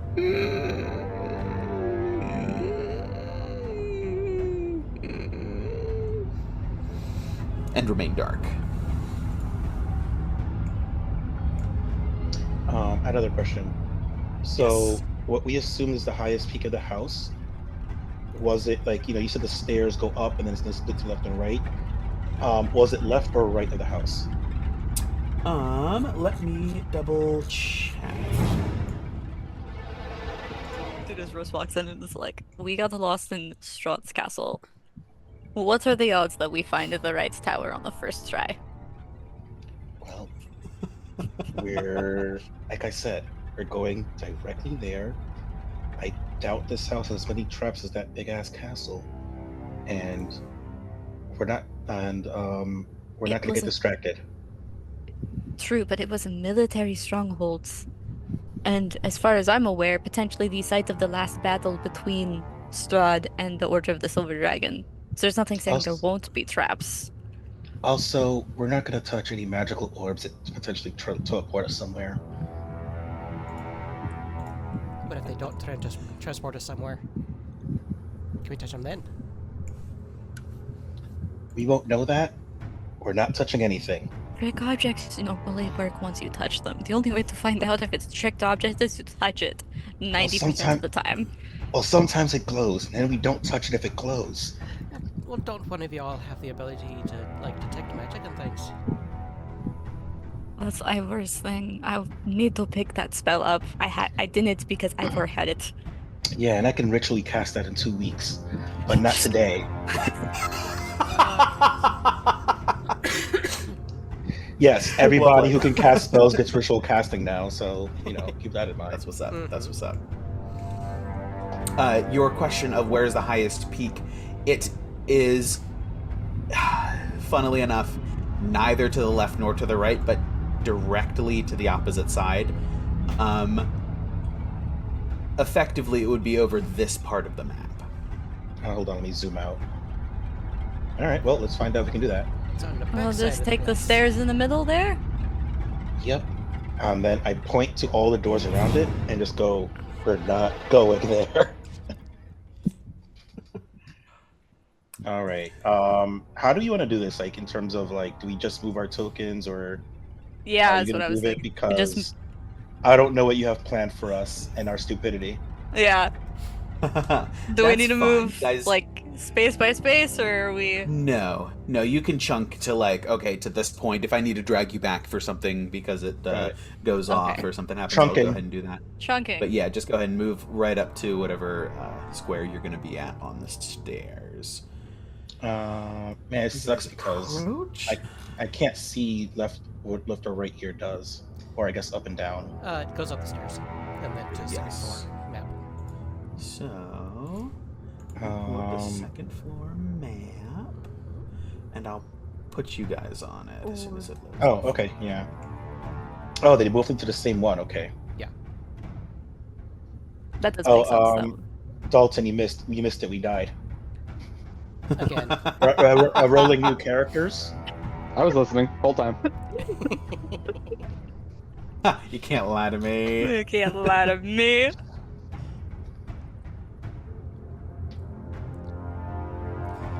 So what he was saying was he heard us die. Right. There it is. We were killed by a cold breeze from a dragon's mouth. Awaken the great stone dragon. Okay. So, yes, you guys step up here. Whenever I need to like And- quickly take notes, my handwriting just like absolutely devolves into Squiggles? Bunga bunga. yeah, it's like I can understand it, but if anyone else needed to read it, probably I'm not. pretty sure that works for everybody.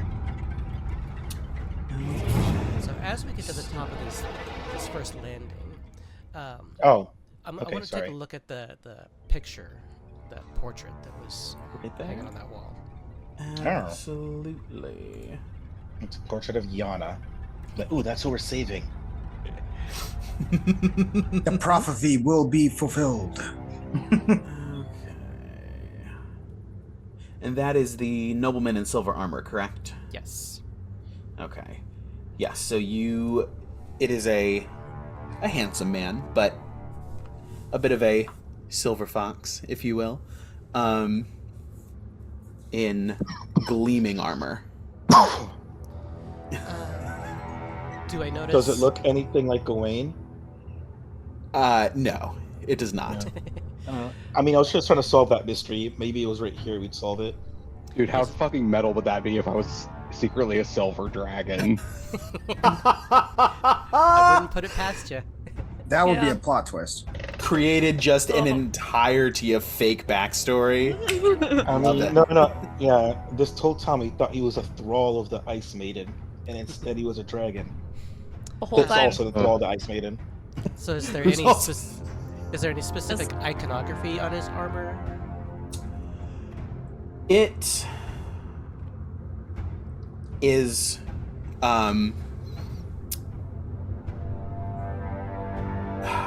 embossed with draconic knots, almost like Celtic knots, but instead of just cording, it's like dragons woven into themselves, with like a couple of legs poking out here and there, a couple of wings, a head on one end.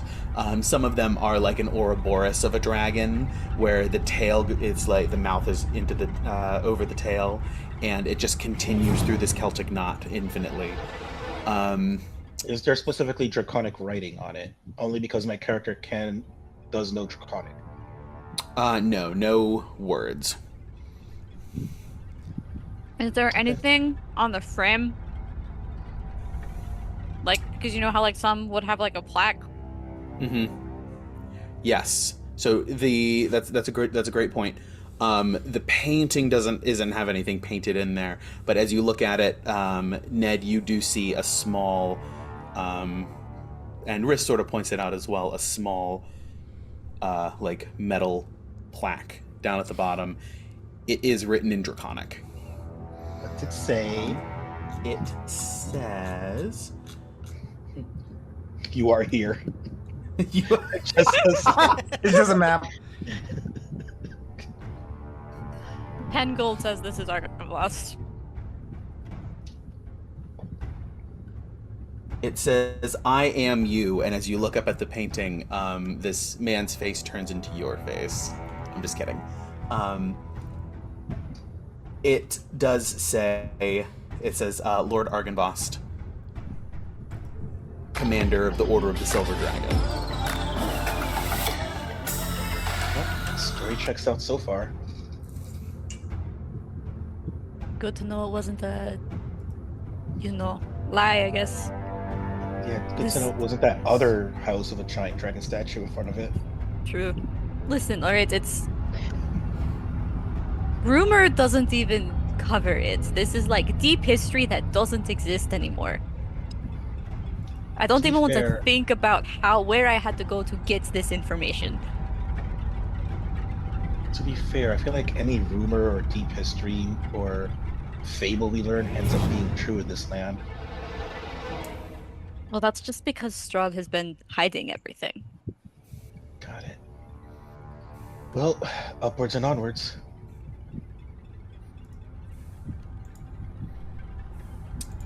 All right, so as you continue around, let's take a quick break. It is about 2 hours in. So let's take a quick 15, reconvene 18 minutes after, or 18:20, somewhere around there. And we'll pick up with this progression idea. with half of the party. Whatever could go wrong. I'm here for it. Hey. Let's Awesome. split up, gang.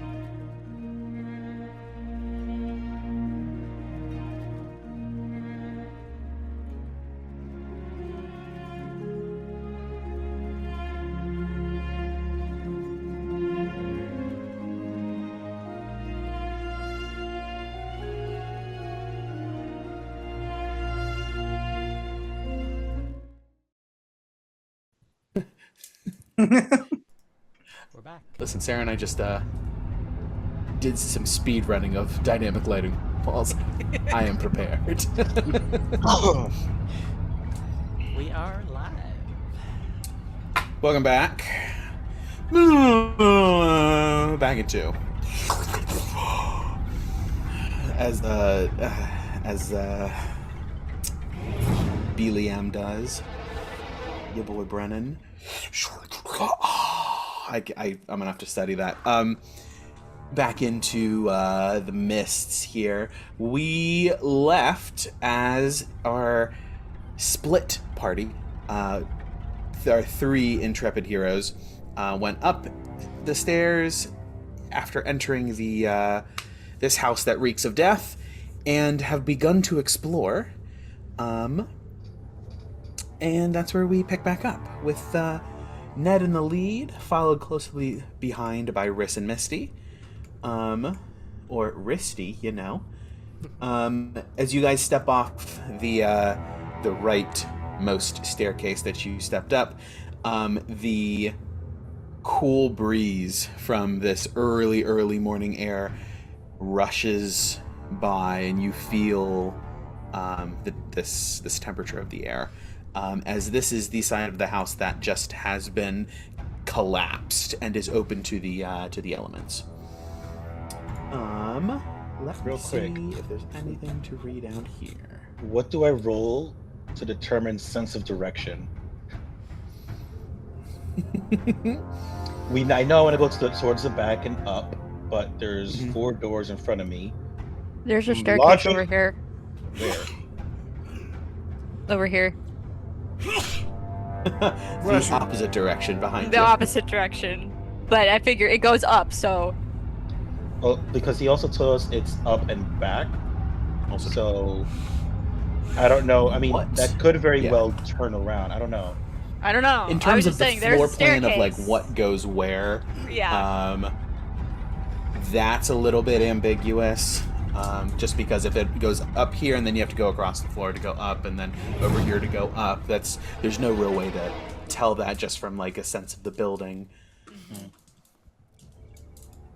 All right, but as you guys step around here to this corner area, this diagonal bit, is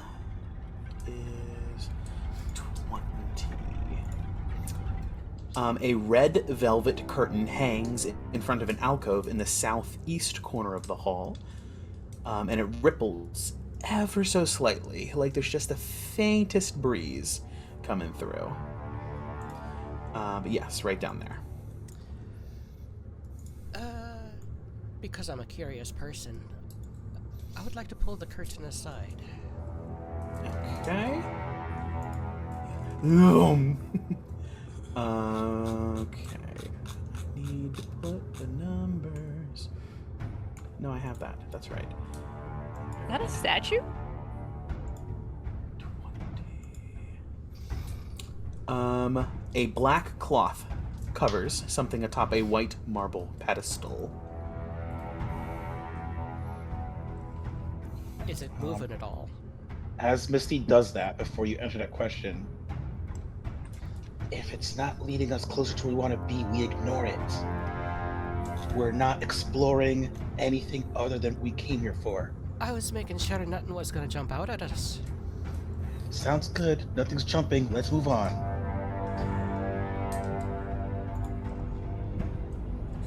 Riss is Control chaos. Riss is quietly chuckling in the background as they move forward. Give me a perception check as you're being dragged away by Ned. Not physically, by the way. Perception would be an 11. 11. That's fine. Carry on. Wherever you're going. Okay. Okay. I think the best thing we can do is actually somewhat close to what Misty did. Open the doors or curtains, see if there's any stairs or anything leading forward, and if not, we go somewhere else. So you're saying I did something right for a change?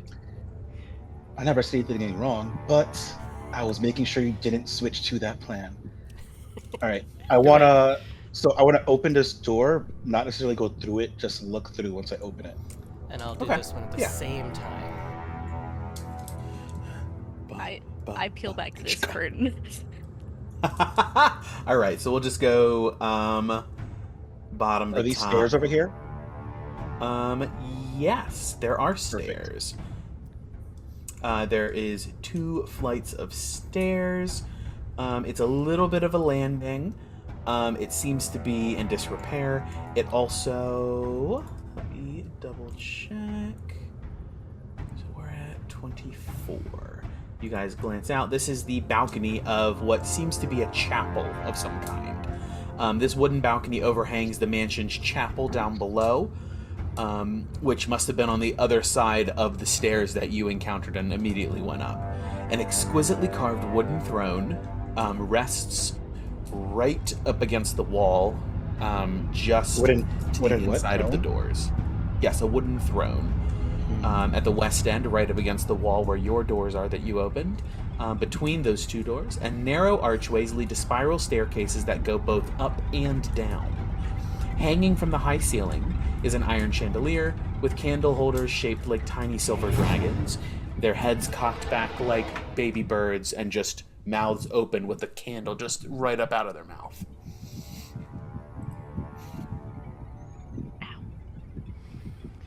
So, looks like we've got some stairs. Is that what you're looking for? As of right That's it. now. Do we think it? Wrist with the north alcove, it is empty except for a narrow window in the back wall. Mm-hmm. I think I got that from the map, but thank you. Yeah, there's nothing there. There's nothing there. Okay. Does it matter which side? Do we think it's like before where both sides go to the same place, or do you think it matters? I'm following your lead. I hope it doesn't, because I want to do this just once. Okay. All right, we're staring it. Who has the highest passive perception? Probably not me, but let's see.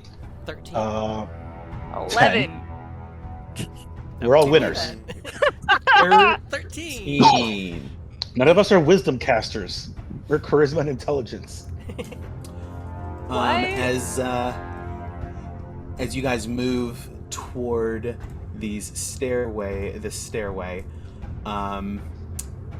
Misty, you glance over the balcony, just your curious nature getting the better of you, a room you haven't seen. As you glance down, let's see. At the east end of the chapel rests a stone altar, flanked by iron candelabras. The altar is carved with a rising sun bas relief. There's arching windows set with panels of stained glass, decorating the walls. One of the windows has been shattered, covering the chapel floor with shards of glass and allowing thick fog to enter the room. Yes, Cesar has been there.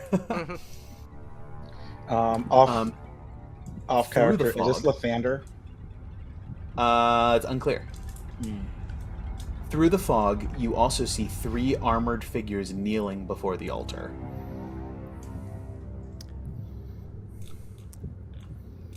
As I see this, I'll head into the stairwell with everyone else, and I'll kind of whisper to Riss, hoping that the people downstairs don't hear. Riss, I don't think we're alone in this house.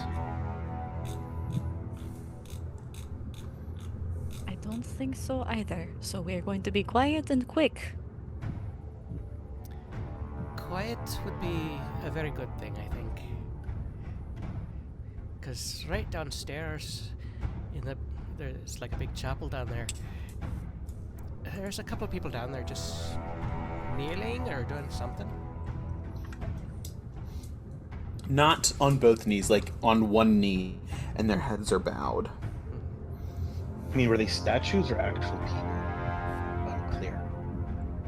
With that glance, it's unclear. There was no movement. Well, they didn't notice us so far, so we're just going to keep going. I did not trip any traps. And everything will be fine. Alright, so you... Do we need to roll stealth? We're stealthing. We're being quiet Sure. and stealthy. Go ahead and give me a stealth check. I don't know if we need to do that, but this is the official, like, we're doing this now. I'm gonna use my inspiration. Also gonna use inspiration. Damn. Oh no. That's why I gave it to you. Okay, I got a 13. I got a 12. It's fine. I have one more inspiration in the back pocket for when we need it. And, Misty? What were we rolling? Stealth. Stealth. Oh yeah, I think I'm good on stealth. We That's, hide. 24. 24, yeah. Damn. Misty is much more accustomed to this than, either of you guys are, it seems. She is moving silently. You guys are just a little bit excited and nervous.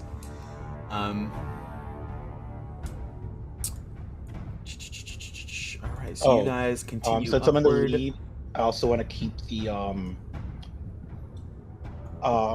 tactic of I'm not passing through any door frame or anything without first looking. So that if I have to turn around before stepping through, I can, including stairs. Okay. Yeah, absolutely. The stairs continue upward. You feel like you're just going up a whole nother floor without any let off. And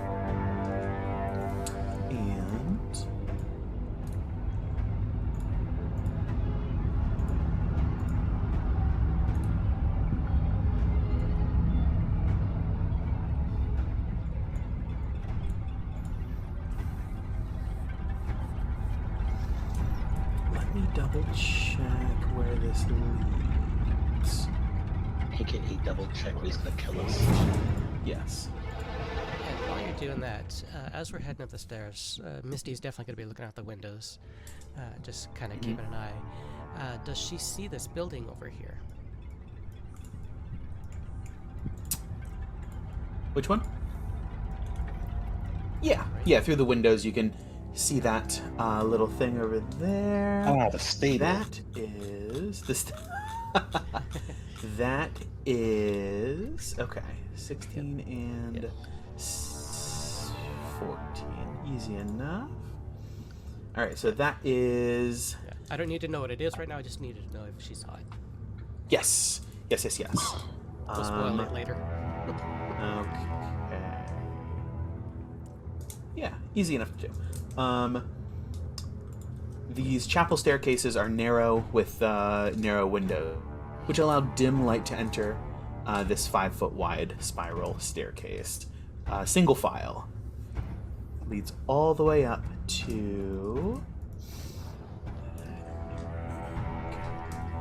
all the way up to 24, which is...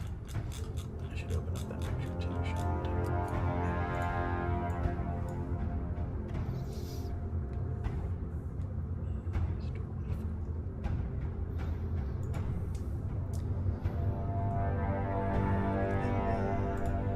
it says it also goes up to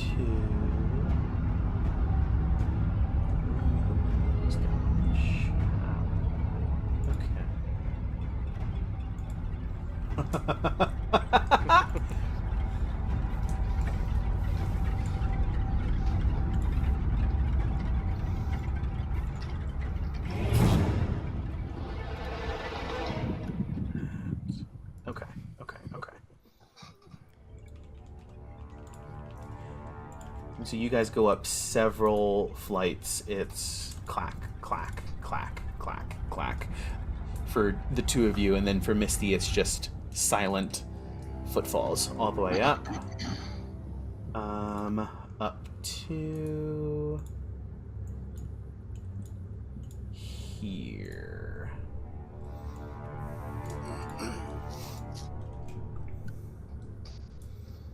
Okay, so this definitely looks like it's the highest peak thing. Yes, you guys are They're definitely pretty going fucking up high and up. up and up. Yes. 52. That would be... Stone battlements enclose the roof of this turret. A spiral staircase descends to the level below. They are 80 feet above the ground level, thereabouts.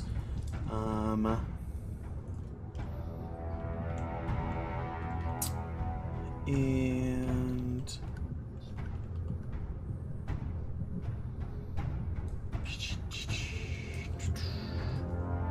I believe that's it. There is another staircase in the center of this room, and over the railing in the center, you can look down into the chapel, far, far below, and you see those three small figures.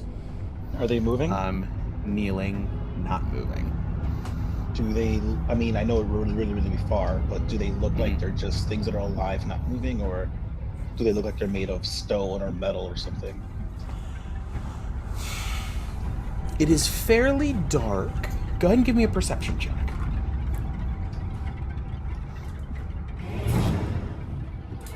Did we all do it or just Ned? Yeah, you guys can all give a peek over the balcony. Nat 20, bitch. Nat 20. Damn. 2 nat and Riss? I got a 10.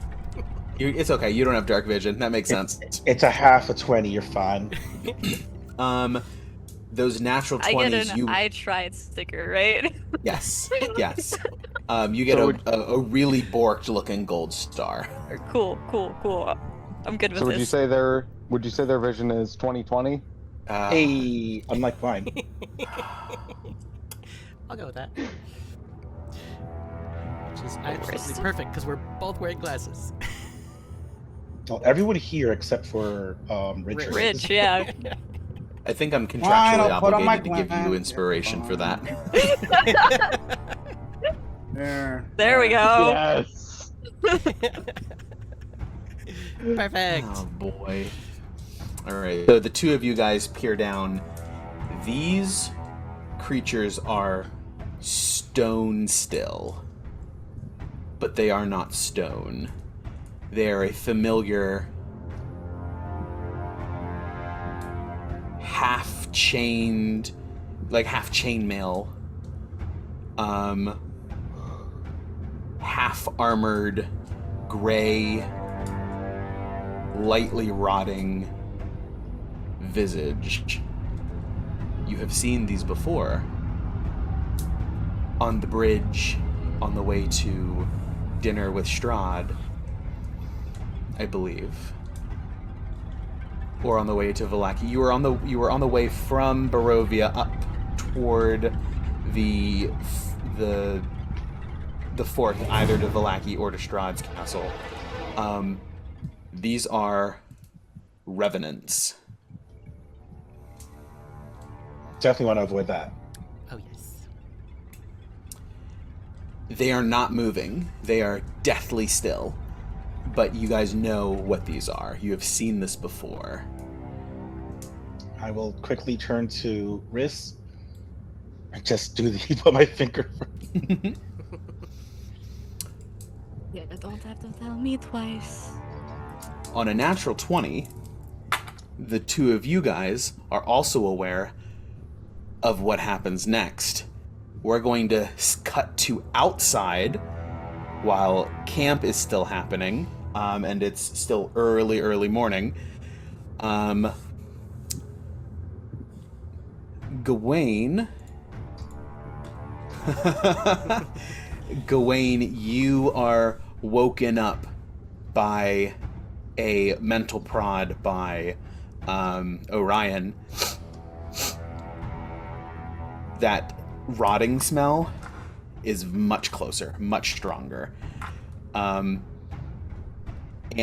Ivor, you are and Gawain, you're bolted to full consciousness with that adrenaline surge, and Ivor, you're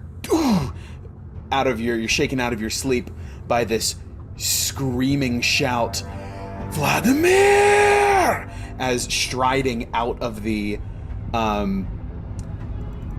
forest is a familiar-looking revenant. Sword over his shoulder, striding, just almost gut style, just like waltzing forward. Do we know of Vladimir? The name is familiar because that is who this revenant was Hunting. hunting. Oh, right. Yep. Back when you saw him just after the bridge, back toward Barovia. And Gawain and Ivor both really wanted to try and talk to this revenant, and he just kept walking. Mm-hmm. He wasn't in the mood. Nope. Now he's in the mood Man on a to do mission. something. Well, And he bellows again, Vladimir!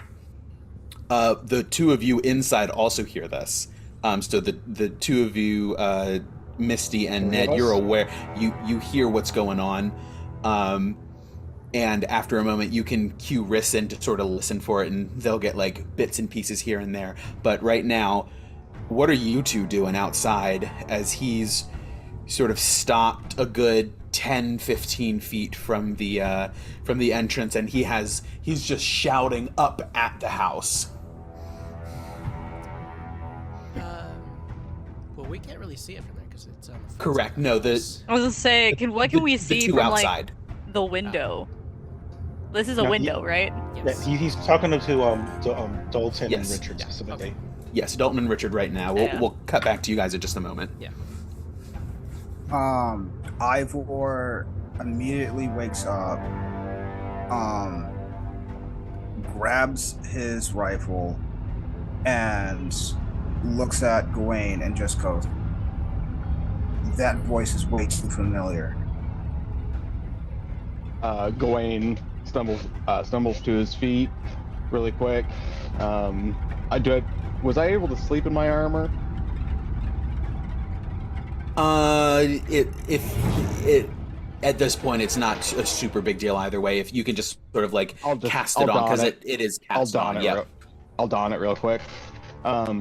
Grab my shield, and I'll redo the thing with my axe with the light. But I'm not drawing it. I'm leaving it sheathed. And I'm just going to look at Ivor and just say, "Don't engage until we absolutely have to." Understood. If So you disappointed. and Gawain is going to go ahead and stand up and try to get his attention. What was that dude's name? One moment. I don't think there No, he was a name. didn't. That was No, who I had no. asked you Yeah, about the other day. I wanted to make yeah. sure I didn't give you a name, or I No, wanted to you make sure didn't. if I gave you a name, but I didn't. Didn't. Vladimir is the person who he's sworn to. He's mad at. Hmm. Okay. Yeah, I didn't the give you a Revenant. name. Yeah, the Revenant never gave us a name. Okay. Understood. Go ahead. Yeah, I'm gonna go away. What time is it, by the way? How It intimidating can I is. be right now? Like, what time is it? It's still third watch. So you guys have. We'll say that you've completed the long rest mechanically, but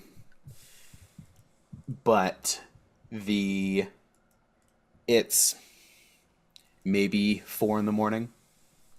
Yeah, 4:30.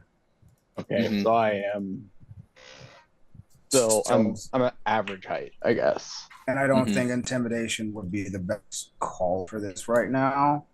That's a To good get his point. attention. That's a good point. More bees with honey. Give it a I persuasion check. will. You got this. I will call out maybe as you said about 20 feet from us. He's like 15, 20 feet from you. He's 10 or 15 feet from the door, from like the stairs that lead up to the main door. And so he has plenty of clearance from the house. He's several feet away from you, and he's shouting up toward like the second or third floor. Okay. As you guys start awake, you also realize you're the only ones at camp. That's what I was about to ask. Mhm. Cesar, where did everyone go?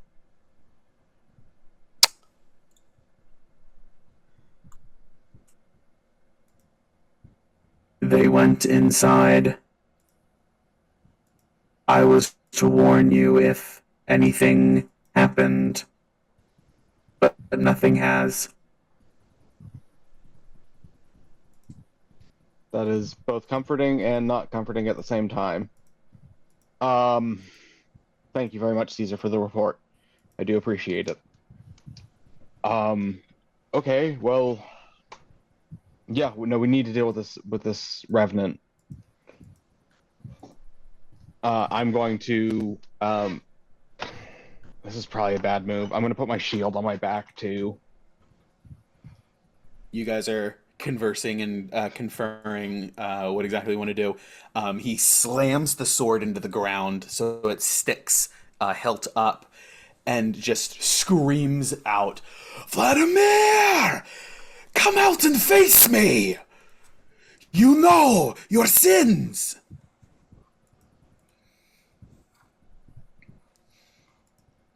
And just very quietly from the second or third floor, you hear a of something getting knocked over and scattering on wooden floors.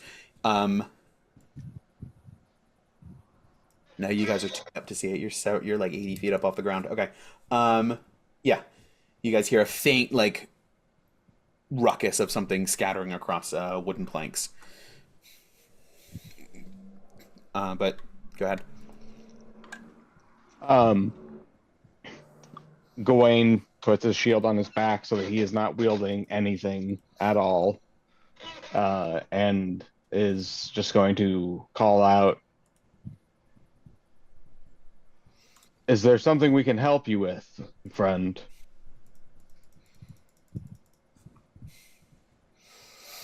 For the first time, despite your not stealthy movements and very obvious like and motions and movements, he sort of turns back and hits you with like one side eye. This is none of your concern.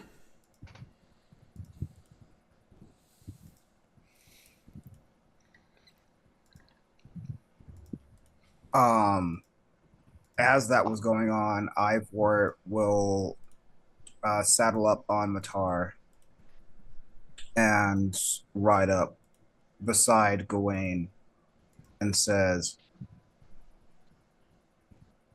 "We mean you no disrespect, but we have notions that we also have our friends, some of them which you may have seen before, within there. So we might be able to help you.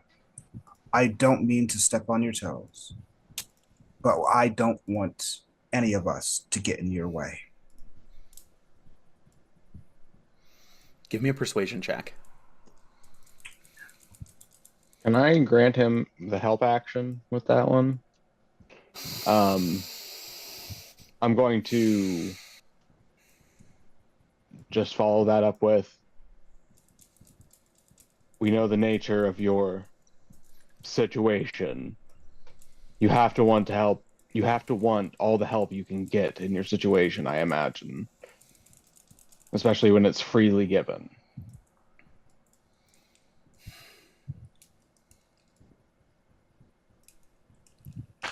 Yes, you can go ahead and roll with advantage.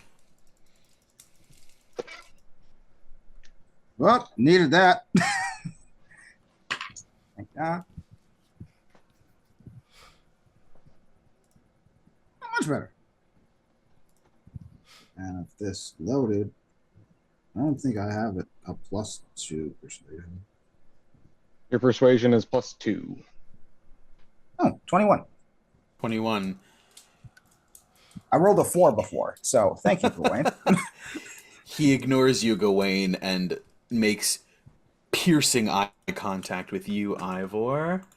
Let me see. What is going on? Nope, okay, that's too low.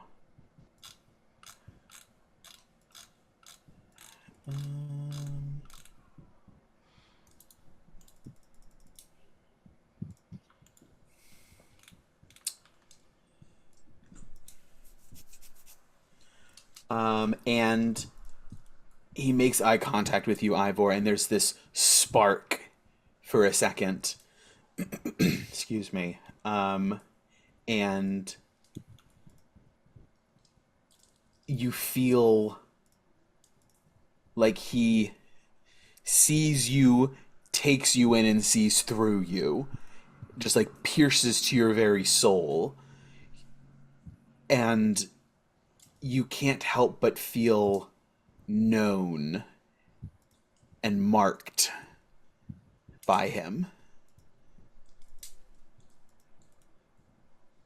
Get them out. There is no need for them to be caught in this.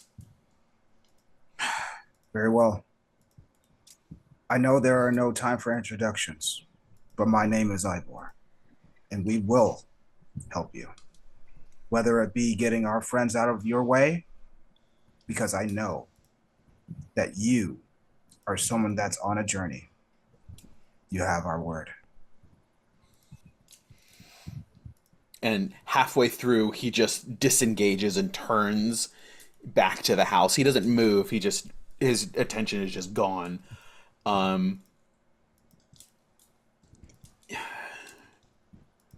During this exchange, you hear some movement and commotion coming from the main door of the house. We're gonna flip back to the three of you up in the tower. Go ahead. I had one question. Sorry. Yes. Yes, I'm gonna have. Can I have Orion do a scent check to see if this is the same entity that he smelled earlier, or if this is a different undead? No, this seems to be the thing that he cloaked. Okay. Cool. So revenants are stinky? No, they're dead. The way, revenants are not. Revenants are an undead in a different kind of way than like some of the other types. So as you guys, as we cut back up to the top of the tower where you guys heard this, Vladimir! a couple of times, "Come out and face me! You know your sins!" And you guys can see through the windows, Gawain and Ivor start and convene for a second before approaching this figure, as passively as possible, as non-aggressively as they can. And, excuse me, he stops shouting and turns to talk to them for a second, before taking a half step and rotating all the way and making aggressive eye contact with Ivor, and then halfway through a response turning back to face and just sort of like resting his hands, like his wrists, over the hilt of his sword, which is now on the ground. What are you guys doing? So when he yelled, you mentioned that there was some kind of shift or movement inside the house. By any chance, is there anything we can see from where we are, including the 3 revenants downstairs? The revenants downstairs, do they stand up and turn? And what else? And yeah, what else? They turn, listening to this whole exchange, and then we'll keep rolling with your nat 20s. You guys hear a voice call out, "With me!" A voice you have not heard before. It's unfamiliar. Coming from one of the revenants or from somewhere else? No, somewhere else. It seems to the revenants. And they turn and head toward... Let me double check something. They head toward spiral staircases, which are roughly in line with the staircase pillars you guys came up. So they're going closer to us? They're moving toward the stairs. And they go up those same spiral stair towers. So they're coming to where we are right now, is what you mean to say? Yes. Got it. We go up, we go up, we move, we go up. Sounds like a plan. Let's go. Sounds like a good plan. It's a plan. It's the only plan we have. You guys continue upward. Also, we're definitely going to get the lecture after this. It's okay. I give them all the time. It's about time I got one.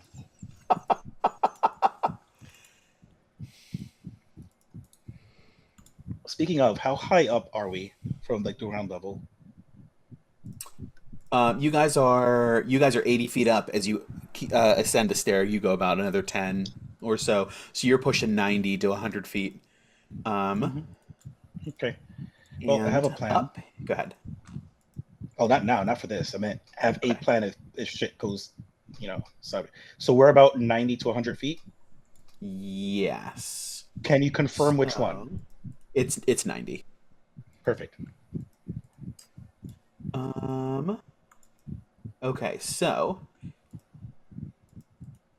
as you guys continue upward, wooden stairs climb to the tower's peak, which has a stone floor and a 30-foot high pitched roof. Ravens roost on crisscrossing rafters, coming and going through small holes in the roof, with a 10-foot high, 5-foot wide arched windows are evenly spaced around the walls, and each window consists of a lead latticework fitted with small panes of transparent glass. All of these ravens seem very interested in your approach as you, some of you stealthily ascend and arrive in this upper room. What's this on the floor? I'm sorry if I interrupted you, just hadn't gotten there yet. Okay. No, let me make sure if that is anything special. Oh, the map's so low for me. Yeah, it takes a minute to load for me as well. That's fine.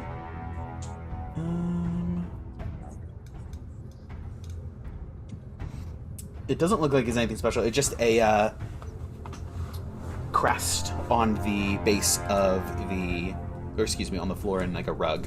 A silver dragon, which you saw emblazoned onto the armor of Lord Argynvost.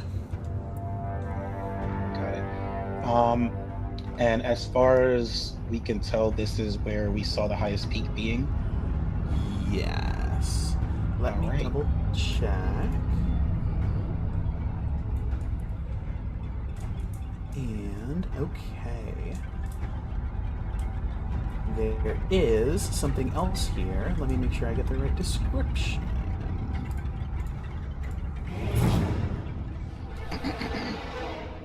This is... Okay. Fallen house guarded by a great stone dragon to the highest peak. Okay.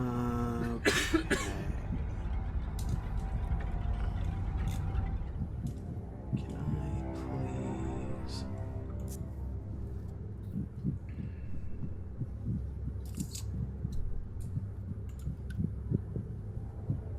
pull this up? Okay. Seated on the west windowsill, so that would be to the left on the map. Lying there is a tome, a very large book.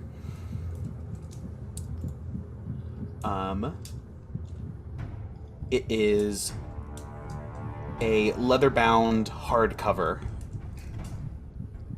It's like 2 inches thick, so it's like solid. And it has a metal clasp that locks it shut, like old books do. Bound in a thick leather with steel hinges and fastenings. It appears to be made of parchment and very, like, the paper just looks old and brittle and, like, you need to be super careful with it.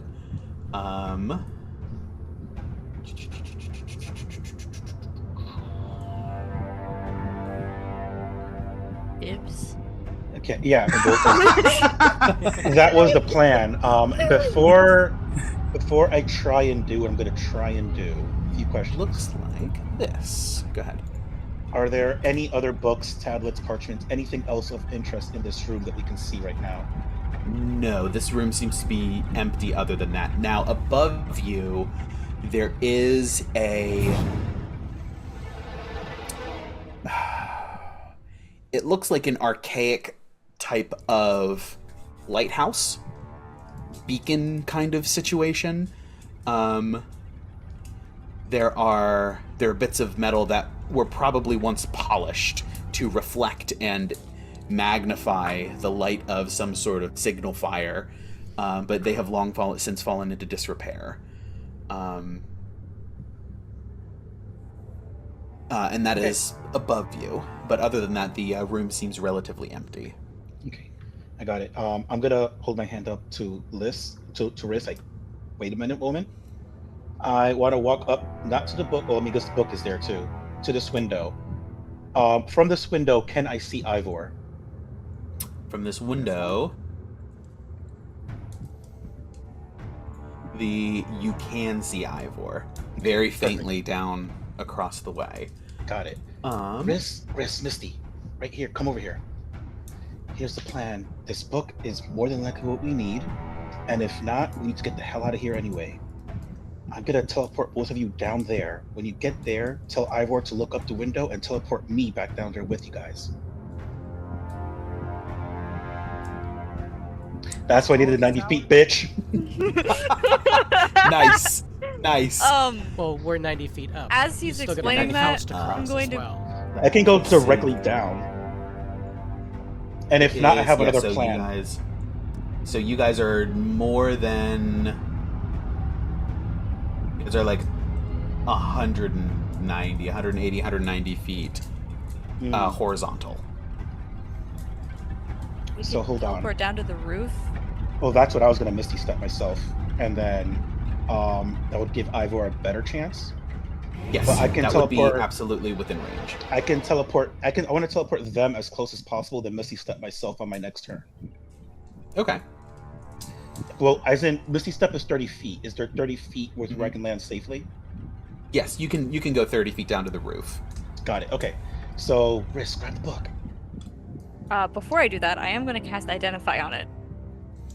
We don't have time for that. That takes a minute even with a spell slot, correct? No. Spell slot's spell just slot. an action. Oh wait, it's a minute. Yeah. Shit. As I see you begin to cast the spells, Casting time, 1 I'm minute, like, yep. Riss, control I just- chaos. Literally said, we grab this. If it's not what we need, too bad. We need to get the hell out of here. Just don't want it to be cursed. All right. I grab the book. I grab as soon as they grab it, I'm gonna twin spell vortex warp them. Okay. I can do 90 feet, so 90 feet as close as possible for them to be to safety. Okay, so you can put them on the far side of the roof if you want. And how high is the roof from the ground? The roof is like 50 or 60 feet up. So from there, Ivor could bring them to him if he needed All right. to. Right. Well, we can figure it out from there. That's honestly Yes. better than nothing. Or hold on. To double our safety, you said how many feet is it? Horizontal, it's 180. Damn, then I still can't do that. Okay. All right, fine. I'm gonna twin spell vortex warp them 90 feet, as close as I can to wherever they need to be. Yes, And I'll leave a beat because technically the bonus spell Misty Step is a different turn. So, yeah. Yep. After a couple of seconds, you two poof, right over there to the edge of the roof, and after a moment, just a couple of moments later, Ned poof, appears on the roof on the other side and you're able to scamper your way across relatively easily if that is what you wanted to do.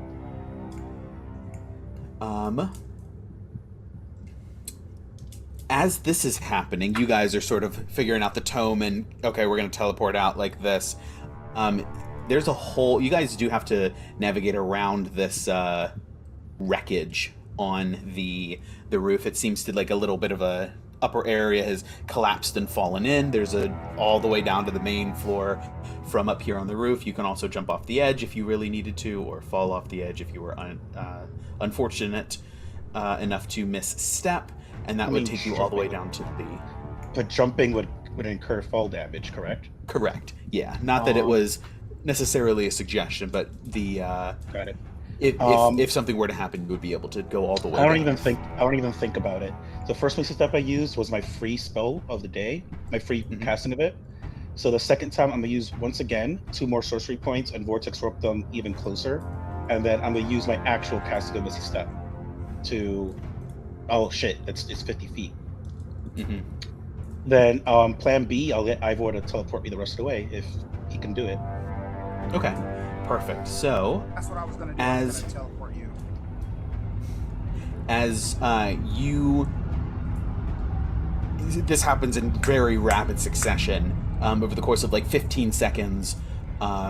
You've teleported those two down there, you've teleported down, you've joined them, and then you bamf them down there.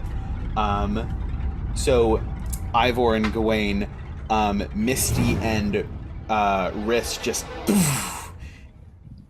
apparate out of nowhere as exiting from the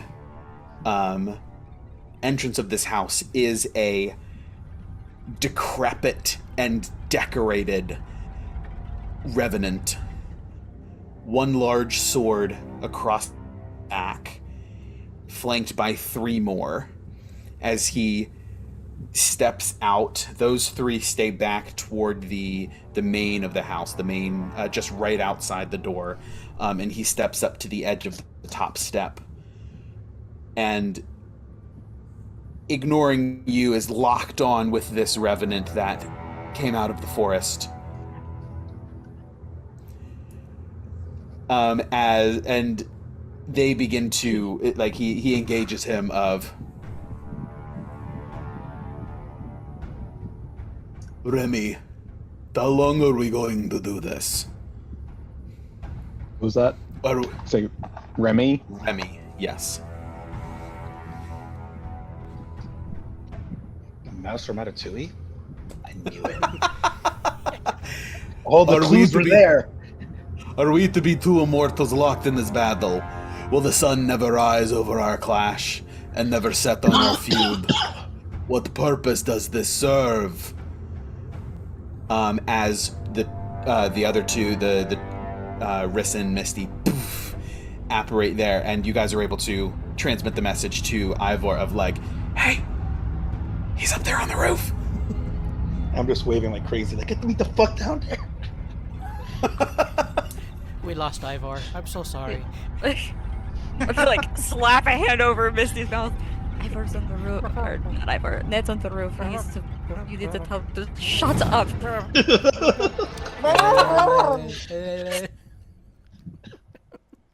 So yeah, Ivor, if you want to, ignoring Misty's antics. if you want to bring Ned down, you can with the vortex warp. Ivor shows his true colors. You know what? I don't think I want to. Just leave me there. Ivor was evil all along. Yeah, if you would like to bring to warp Ned down, you can, Ivor. Perfect. All right. Ned, you're alive. So go ahead and mark off those spells. These guys are oblivious. It's almost like there's like a spark of electricity between them. Hold on. As I land, and I realize 1, we got the book. 2, we're safe, and 3, we didn't get hurt. I'd be like, "Woo! Control chaos, bitches!" And then I'll let them go ahead with their thing. Yana is so proud. Yana does not do controlled chaos. It's pure chaos. Sneaking off in the It's middle of the planned night. chaos. It's planned Yeah. chaos. I led a mission. I said no detours, and we didn't take those detours. Vladimir, with your exclamation, Ned, Vladimir glances up and breaks his eye contact. You can only imagine that Remy is sort of like half smirks that he won the staring contest. Like, Small Go ahead. victories. be like turned around, like, so that the book is hidden from the revenants. Yeah, Oh, I you could have assumed put you it put in it like in a your satchel backpack. or something. Okay, Yeah. okay, cool. Um, I'm not saying that that's what they're after or anything. I just, We I don't want can't- anyone looks to at you. know about it. I don't want anyone to know about it. If no one knows, they can't tell anybody. I mean, the 3 of you are the only ones that know about it so far. So he looks at you. Do all. Leave us. This is none of your concern. Sounds good to me. I'm already leaving. Let's go. Well, did Remy or Vladimir say that? That was Vladimir. We don't know what they said, so What, who and said? then- they said that they were gonna help. Oh, yeah, no, you guys are unaware of any of that. Vladimir's like, get out of here. So the 3 of us are like, yep, let's go. yeah, that's not an issue for me. Getting harder. I'm gonna So look at Remy. Gawain. I'm gonna look at Gawain and be like, let's get. Sir Remy, do you require assistance? He's unresponsive as Vladimir's back on him, and they're just. You can almost hear the Wild West shootout music. wah, wah, wah. And you see Remy's sort of like his wrists are still planted on the casually over the hilt of his sword, and you see them his hands sort of like his fingers twitch a little bit like they're ready to move, and Vladimir has his one arm up toward his he has his one arm out like he's ready to just sort of like grab his sword and go. It's very much like hovering above your belt between these two. It's about to go down. As the 3 in the back are just sort of like standing there on guard.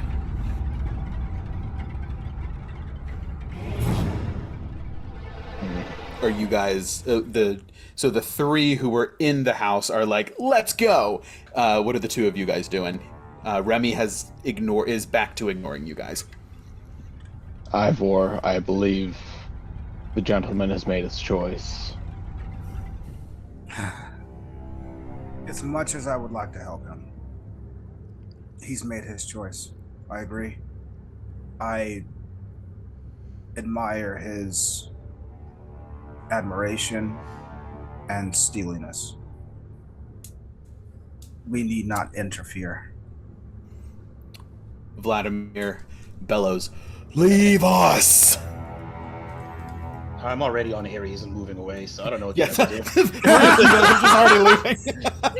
Fuck this shit, I'm out. I'm on Canis, but I'm like looking at Gawain and Ivor. Like, guys, we should go.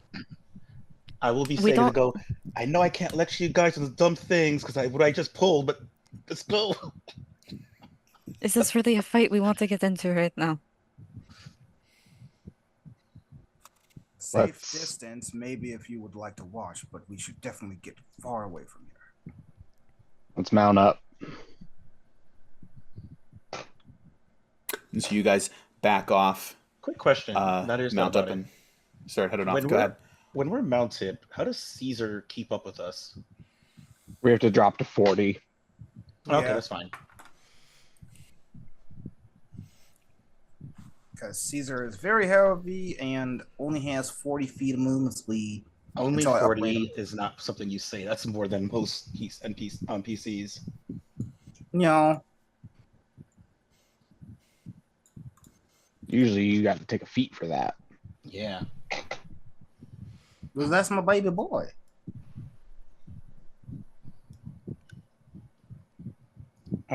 Who's taking the lead and what direction are we going in? Oh, yeah. What's the lineup order?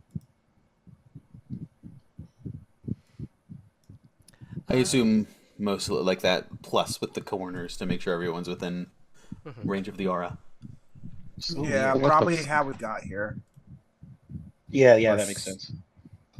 Because that With worked last Misty in time. the lead. Probably. And she's gonna head due south. South. You love it. Before we saddle up, do we want to put the book in the box? I don't even think we've gotten that far. Yeah, I don't. You guys don't realize what's going on. They just went in and then they came back out. Okay. Yeah, this isn't a time where we have time to explain we got a book. We're just gonna Yeah, get we the just got to huff it. Mm-hmm. All right.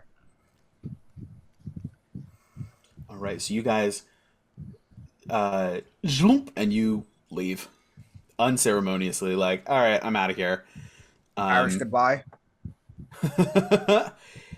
Just headed straight south, down. Okay. I gotta ask Steven, was that anticlimactic for you as a DM? Not really. It's. I'm impressed with the creativity.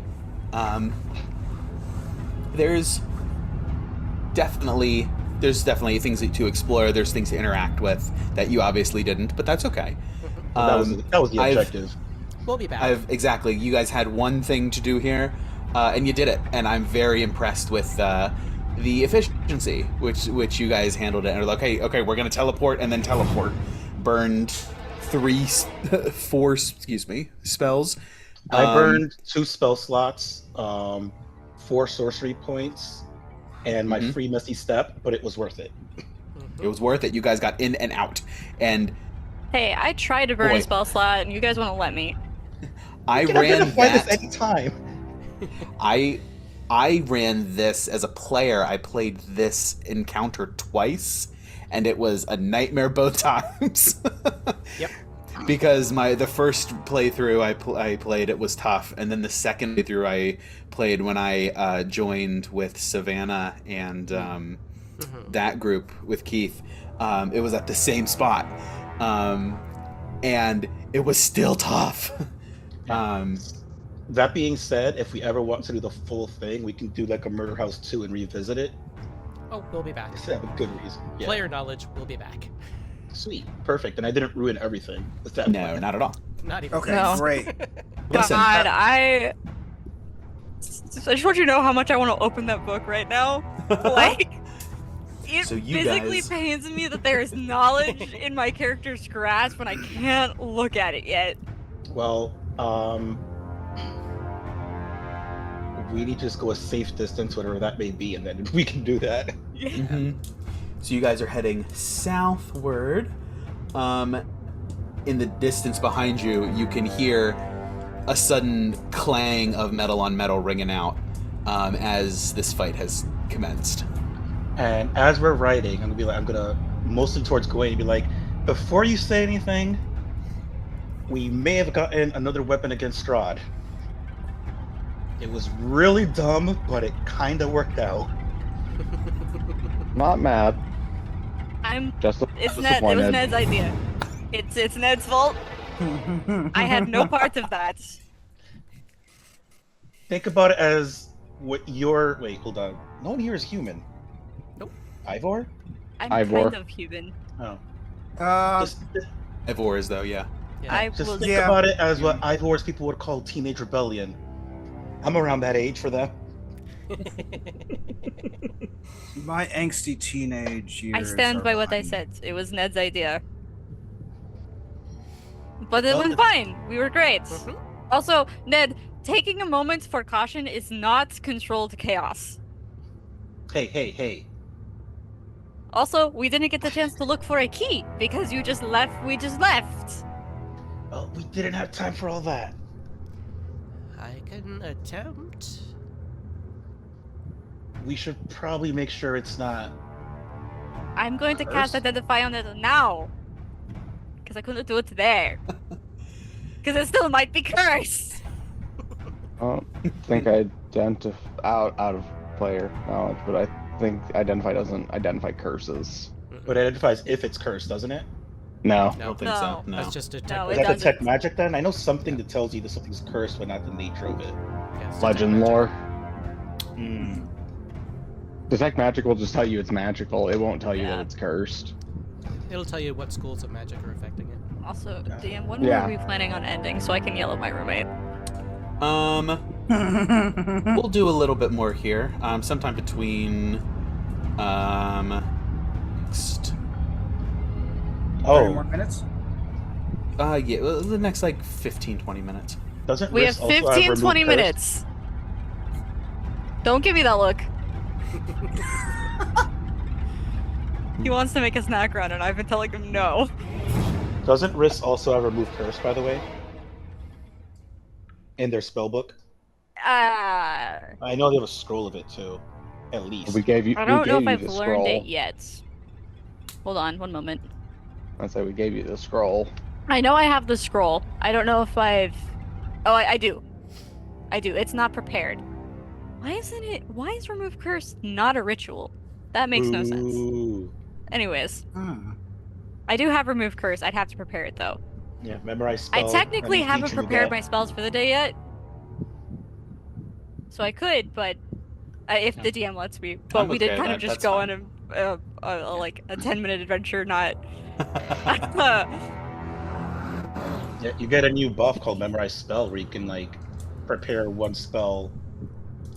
You can switch one spell throughout the day without a long rest. Oh, I like that. Yeah. But no, I will cast Identify on the book.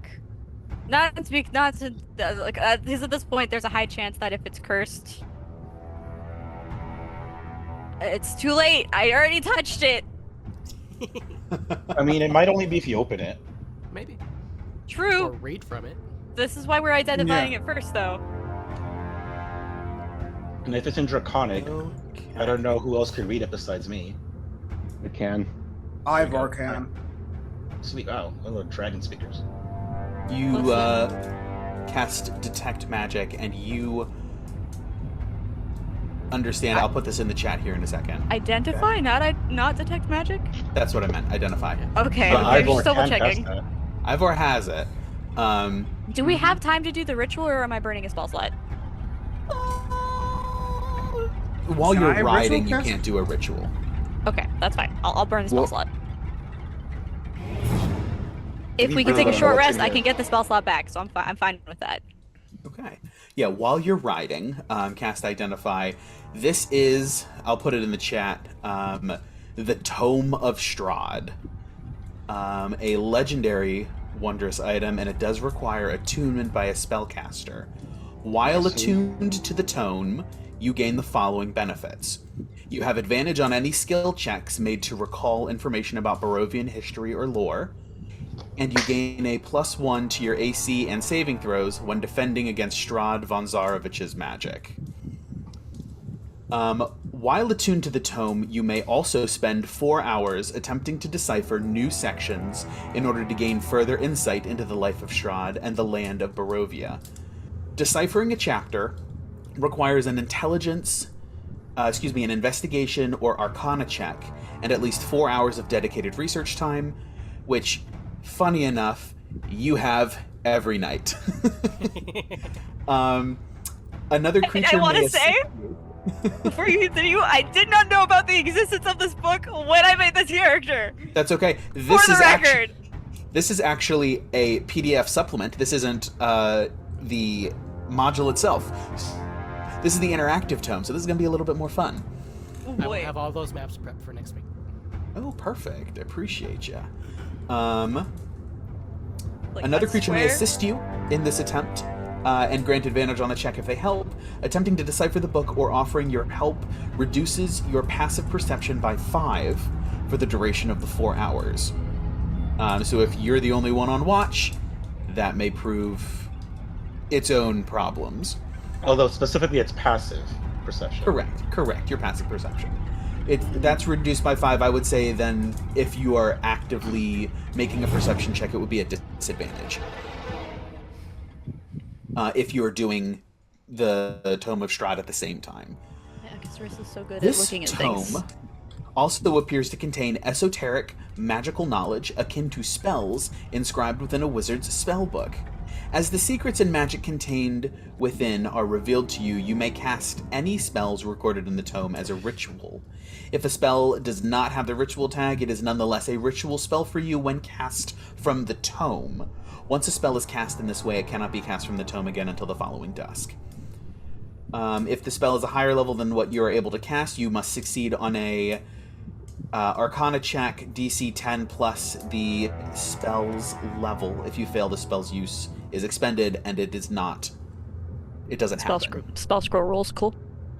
Yes. Very specifically, that you can't cast you can only cast the spells as a ritual, is what it means. Correct. It Got is it, okay. only as a ritual, and if it's not normally a ritual spell, you can still do it as a ritual. Perfect. From Can the book I exclusively. copy spells from the book into my spell book? Is that a Possibly. possibility? This is going to be... That's a solid maybe, because it doesn't say anything here about it. Okay, sorry. I'll shut up now. A solid maybe. It's okay. With this, once the attuned creature has decided to investigate a chapter, if it is successfully decoded, you are forcibly absorbed into the pages of the book along with any other creatures within 30 feet.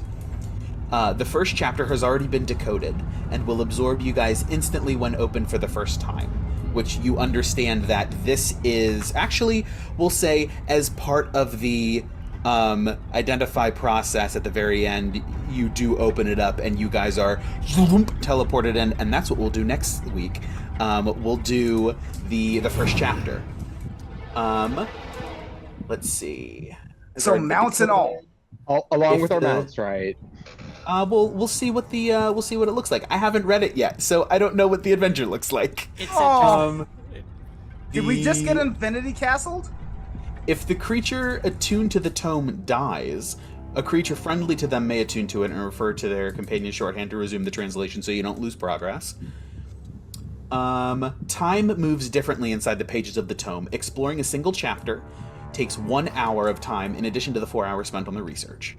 While inside the tome, doors not connected to rooms relevant to the current events open up to the mists directly.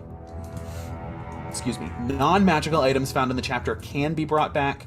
Magical items taken from the memories of the tome lose any magical properties if returned to the present. They go. So repeat that last word again. Non-magical items, if you pick up a knife, the knife comes with you.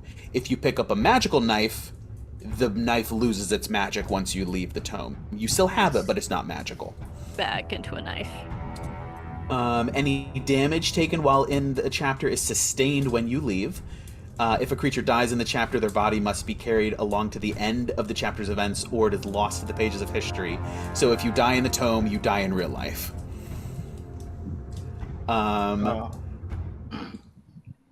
Any creatures exploring the chapters are referred to by their names, but illusory visages relevant to the events in that chapter mask their appearances so that they blend in.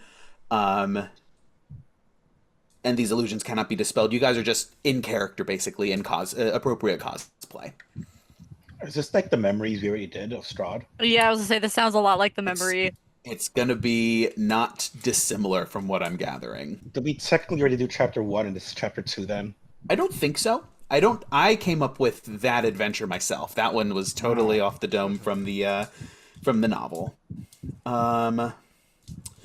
Events are recorded on the pages as they occur. The attuned creature, and any creatures friendly to them, may read the documented events again, but they cannot re-enter a previously decoded chapter the same way that you do once you decode a new one.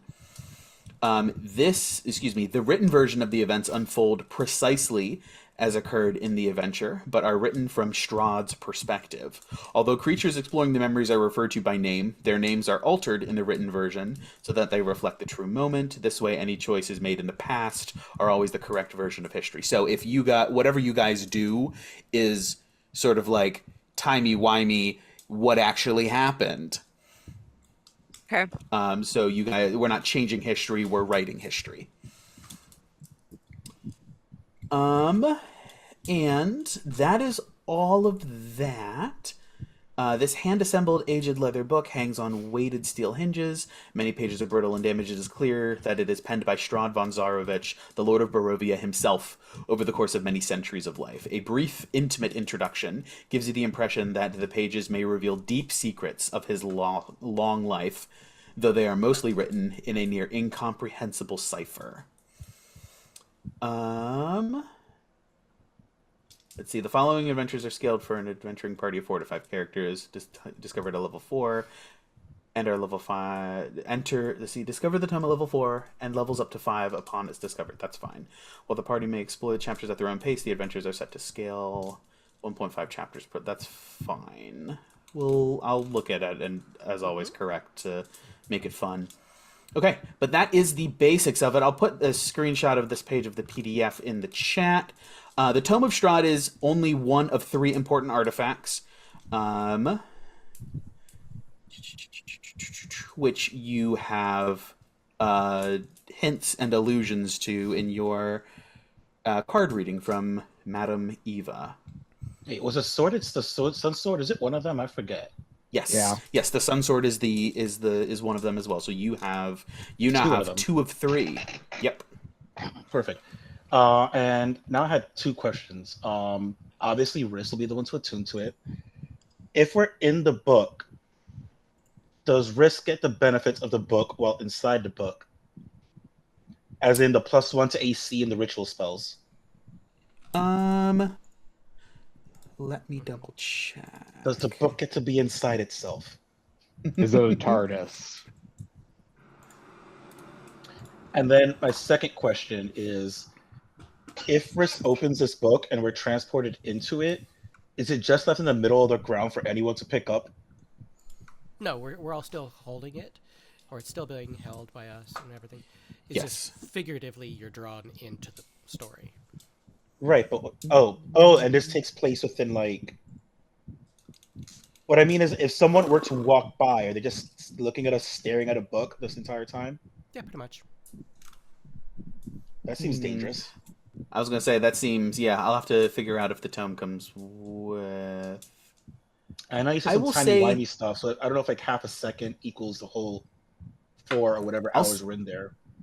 I'll say yes. The tome comes with, and you guys disappear, and so you are not interactable until you come back, and you do gain the benefits of the tome once you're attuned to it. So I will say this. First I'm chapter's not been gonna be able to decoded. attune to it. after it's That's been true. attuned to, so it's not going to hit you until somebody attunes to it. Okay, so then if Risk identified and knows all that, then they know when the attune is going to happen. Correct. Yes. Okay, so we can plan that. So maybe we Wait, so don't are do we it not next getting session. I sucked don't into know. chapter 1 right away? Because I'm not attuned to it. Also, everyone's cool with me attuning to it, right? No one else wanted Yes. it. No. No, Yeah, you're no, the go- It's librarian. literally a book. It's yours. Gawain had his heart set on it, but I think he'll give it up. Yeah.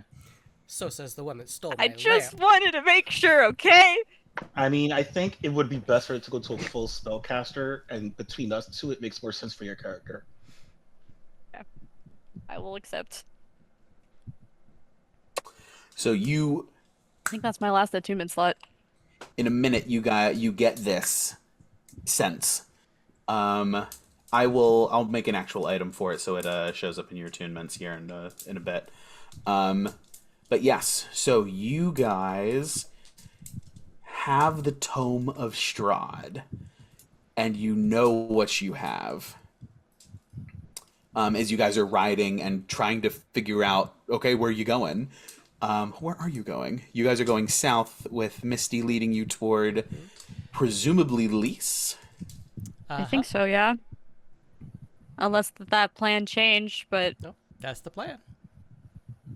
Unless Following the Gawain wants to river speak south. up and change that also, plan. I don't think Gawain was gonna have a conversation with Ned at some point. Oh, whenever kind we of got a good timing now. Yeah. Misty, odds or evens. Oh shit! Because I'm such an oddball, let's go with evens. Well played. Well played. Plot twist. I share what the book is with everyone. Got it. Wait, why wouldn't you have? You know what? That's a question for another time. I was trying to decide if we trusted Misty or not. Oh, okay, that's what you meant. Ah. The dice said yes. The dice said yes. Nedro's obviously ecstatic because his gamble worked out for something good. Yep, because you were like, okay, this is the item we need. Jump I out the might not fucking have window. shared like every single minute detail, but I would have explained that it is essentially the history of Strahd, and that when I attune to it and when we open it, we will be sucked into another memory, essentially. And I think that's how Riss would have portrayed it. Is we'll experience another memory. They would have expressed that it obviously wouldn't be the same as like when we went the first time because this is through the book and we didn't have the book the first time, but essentially that is what will be happening. As you're writing, I'll reiterate out loud. Whew, the last time we brought something up to him that he wasn't aware of, totally caught him off guard. If we get all this information on him, He can't know we have it. This has to be secret. It must be kept in the box whenever it's not being used. and as you guys say that, the camera pans to Misty as she gives those like that knowing like smile and smirk. To the audience. I just don't- breaking the fourth I wall. don't know if I want it in the box. I think I need to keep it on me. She folds a But- piece of paper and it disappears. I have a question, Mr. DM. Yes. Dangerous. Do you allow critical role spells in this campaign? Yeah. Okay. Ooh, what are you taking? I might be switching a cantrip out. I need to double check something first, though. It's the one I think you're thinking of. It's a homebrew cantrip. Short I need halt. to make sure yeah, I'm trying to make sure I can actually switch cantrips. So what is it? You It's said not it a was critical. It's not a critical role cantrip, but it's based off of that, but it's not officially critical role. Ah, okay. I thought it was because it was. I thought it was, but it's called Short Holt's Wrist Pocket. Essentially, it's a single item. Mhm. It's a single item. Dimensional pocket. It's hammer space. Yeah, it's a single item locker that like you just it like only you can access it. So it's like the You can tiniest only demi-plane. yeah, and it's like you can only store one item in it at a time. So if you want to put a different item in, you have to get the old item out. Like Now, Vos uses it. Vos uses it to store their journal. just as a heads up, Wrist Pocket is an actual spell. It's a second level spell in Explorer's Guide to Wild Mount. Oh. Really? God, I need And to then read I'm this book I more. believe. It's a I will double Dunamancy. check that. Yes. Okay, formula spell like you can use the formula can't check get over there. Whenever you finish a long rest and consult those formulas, you can replace one wizard cantrip you know with another cantrip. Okay, cool. I can do it. Let me. Assuming that this is correct, I don't know that I would want to do the cantrip version. Okay, correct. So I'm looking. I need to go. So while you're looking, as we're traveling south, Misty is going to send a little telepathic message. We knew it. I mean, it might be to the hag. With her rock that she used before. Keep in mind, the hag that none of us know is a hag, but we all know is a hag. Of course. So in this telepathic message, I'm going to say, first gem found, as was his book. Okay. I got that accent change. You're not slick. But she is though.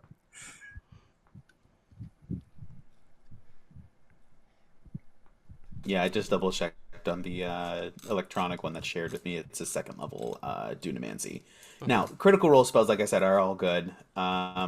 But we'll stick with the second level one since that's how it's published. Okay, cool. Then I will attempt to find it, and then we can do that. I'm totally cool with that, by the way. Well, I will say, once you guys figure out where you're gonna settle and what your plan is, you got another Fortune of Ravenloft, so y'all can level up then for next session. Oh shit! Oh Yes! Hey! So if you would want to swap the spell out, you may. But yeah, so let's figure let's resolve the rest of this. You guys are traveling down toward Lys. And Okay. yeah, so you guys are headed out. So yeah, between sessions, you guys can go ahead and level up to level. Oh my gosh, what is it? 8? Yeah. Oh boy. That's an ability score level, and what I do with that is really highly going to depend on when we're allowed to use the new characters. Mm-hmm. Yeah, I'll have to figure out when I have time to look at stuff. Yeah. Yeah. Let's, for now, plan to continue with the current 2014 rules. But you can... I know that you were building 2024 Ned. So you can continue to scale him appropriately for whenever we're ready to swap over. So I have something to look at. I assume so once we before you switch guys get over- distracted by leveling up, let's finish out what we're doing. I have no idea what you're talking about. All right. So yes, you guys you get the download on what this tome is. Nobody sees Misty doing this thing. And yeah, you guys are continuing to ride south. You've made it 10-15 minutes.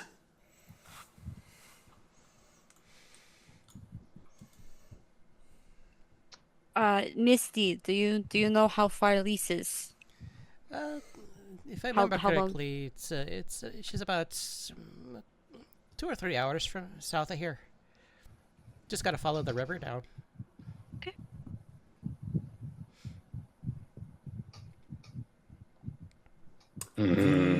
I okay. Question.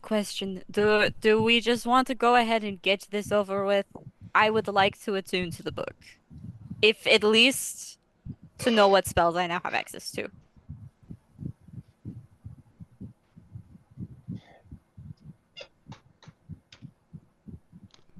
I'm fine with We it. do we do that before we get to Lys? It takes an hour to get through.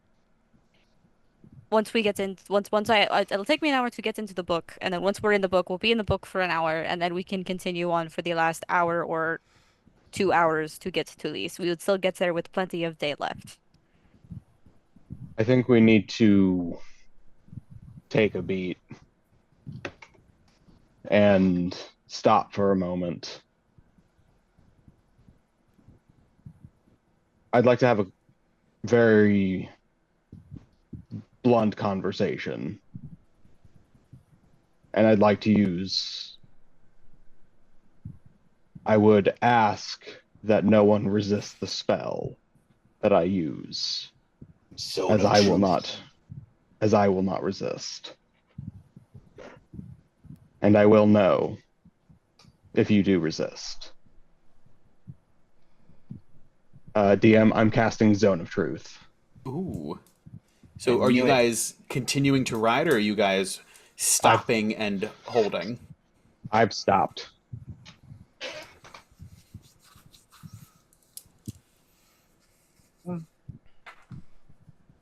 I'm gonna wait to cast it until everyone is within the 15-foot radius sphere. But everyone who, if you would choose to, you can just fail the save on purpose, like Gawain is. If you're trying to resist it, it is a Charisma 16 save. Yeah, I trust Gawain, so I'll fail it.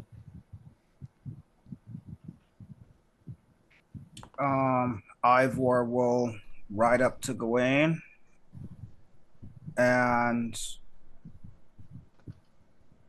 reach down to Cesar, take his hand, look up at Gawain, and Cesar, Matar, and Ivor will all just nod in compliance. I also fail. But at this point, there's no point in trying to succeed because you know all my secrets. So That's a charisma save. It is a Charisma save of DC 16, but Gawain will know if you try to fight it. He'll know if you succeed. I don't think he'll know if you actually roll and fail. yeah, he knows. I think he just knows if you fail, sit pass. Yeah. Yeah. Mhm. Yeah, you know who succeeds and who fails. Yes, but yeah. So yeah, if you succeed on it, then I'll know that you fought it. I think Misty's the only one that can succeed on it.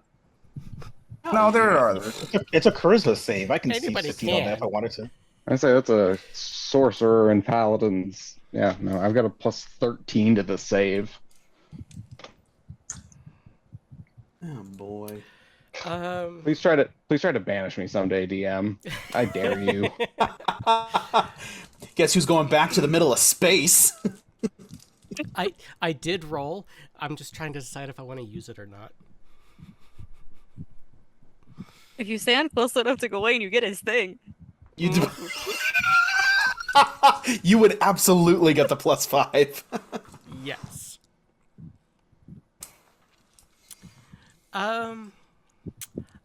I'm gonna fail it, despite what my Okay. dice say. Okay.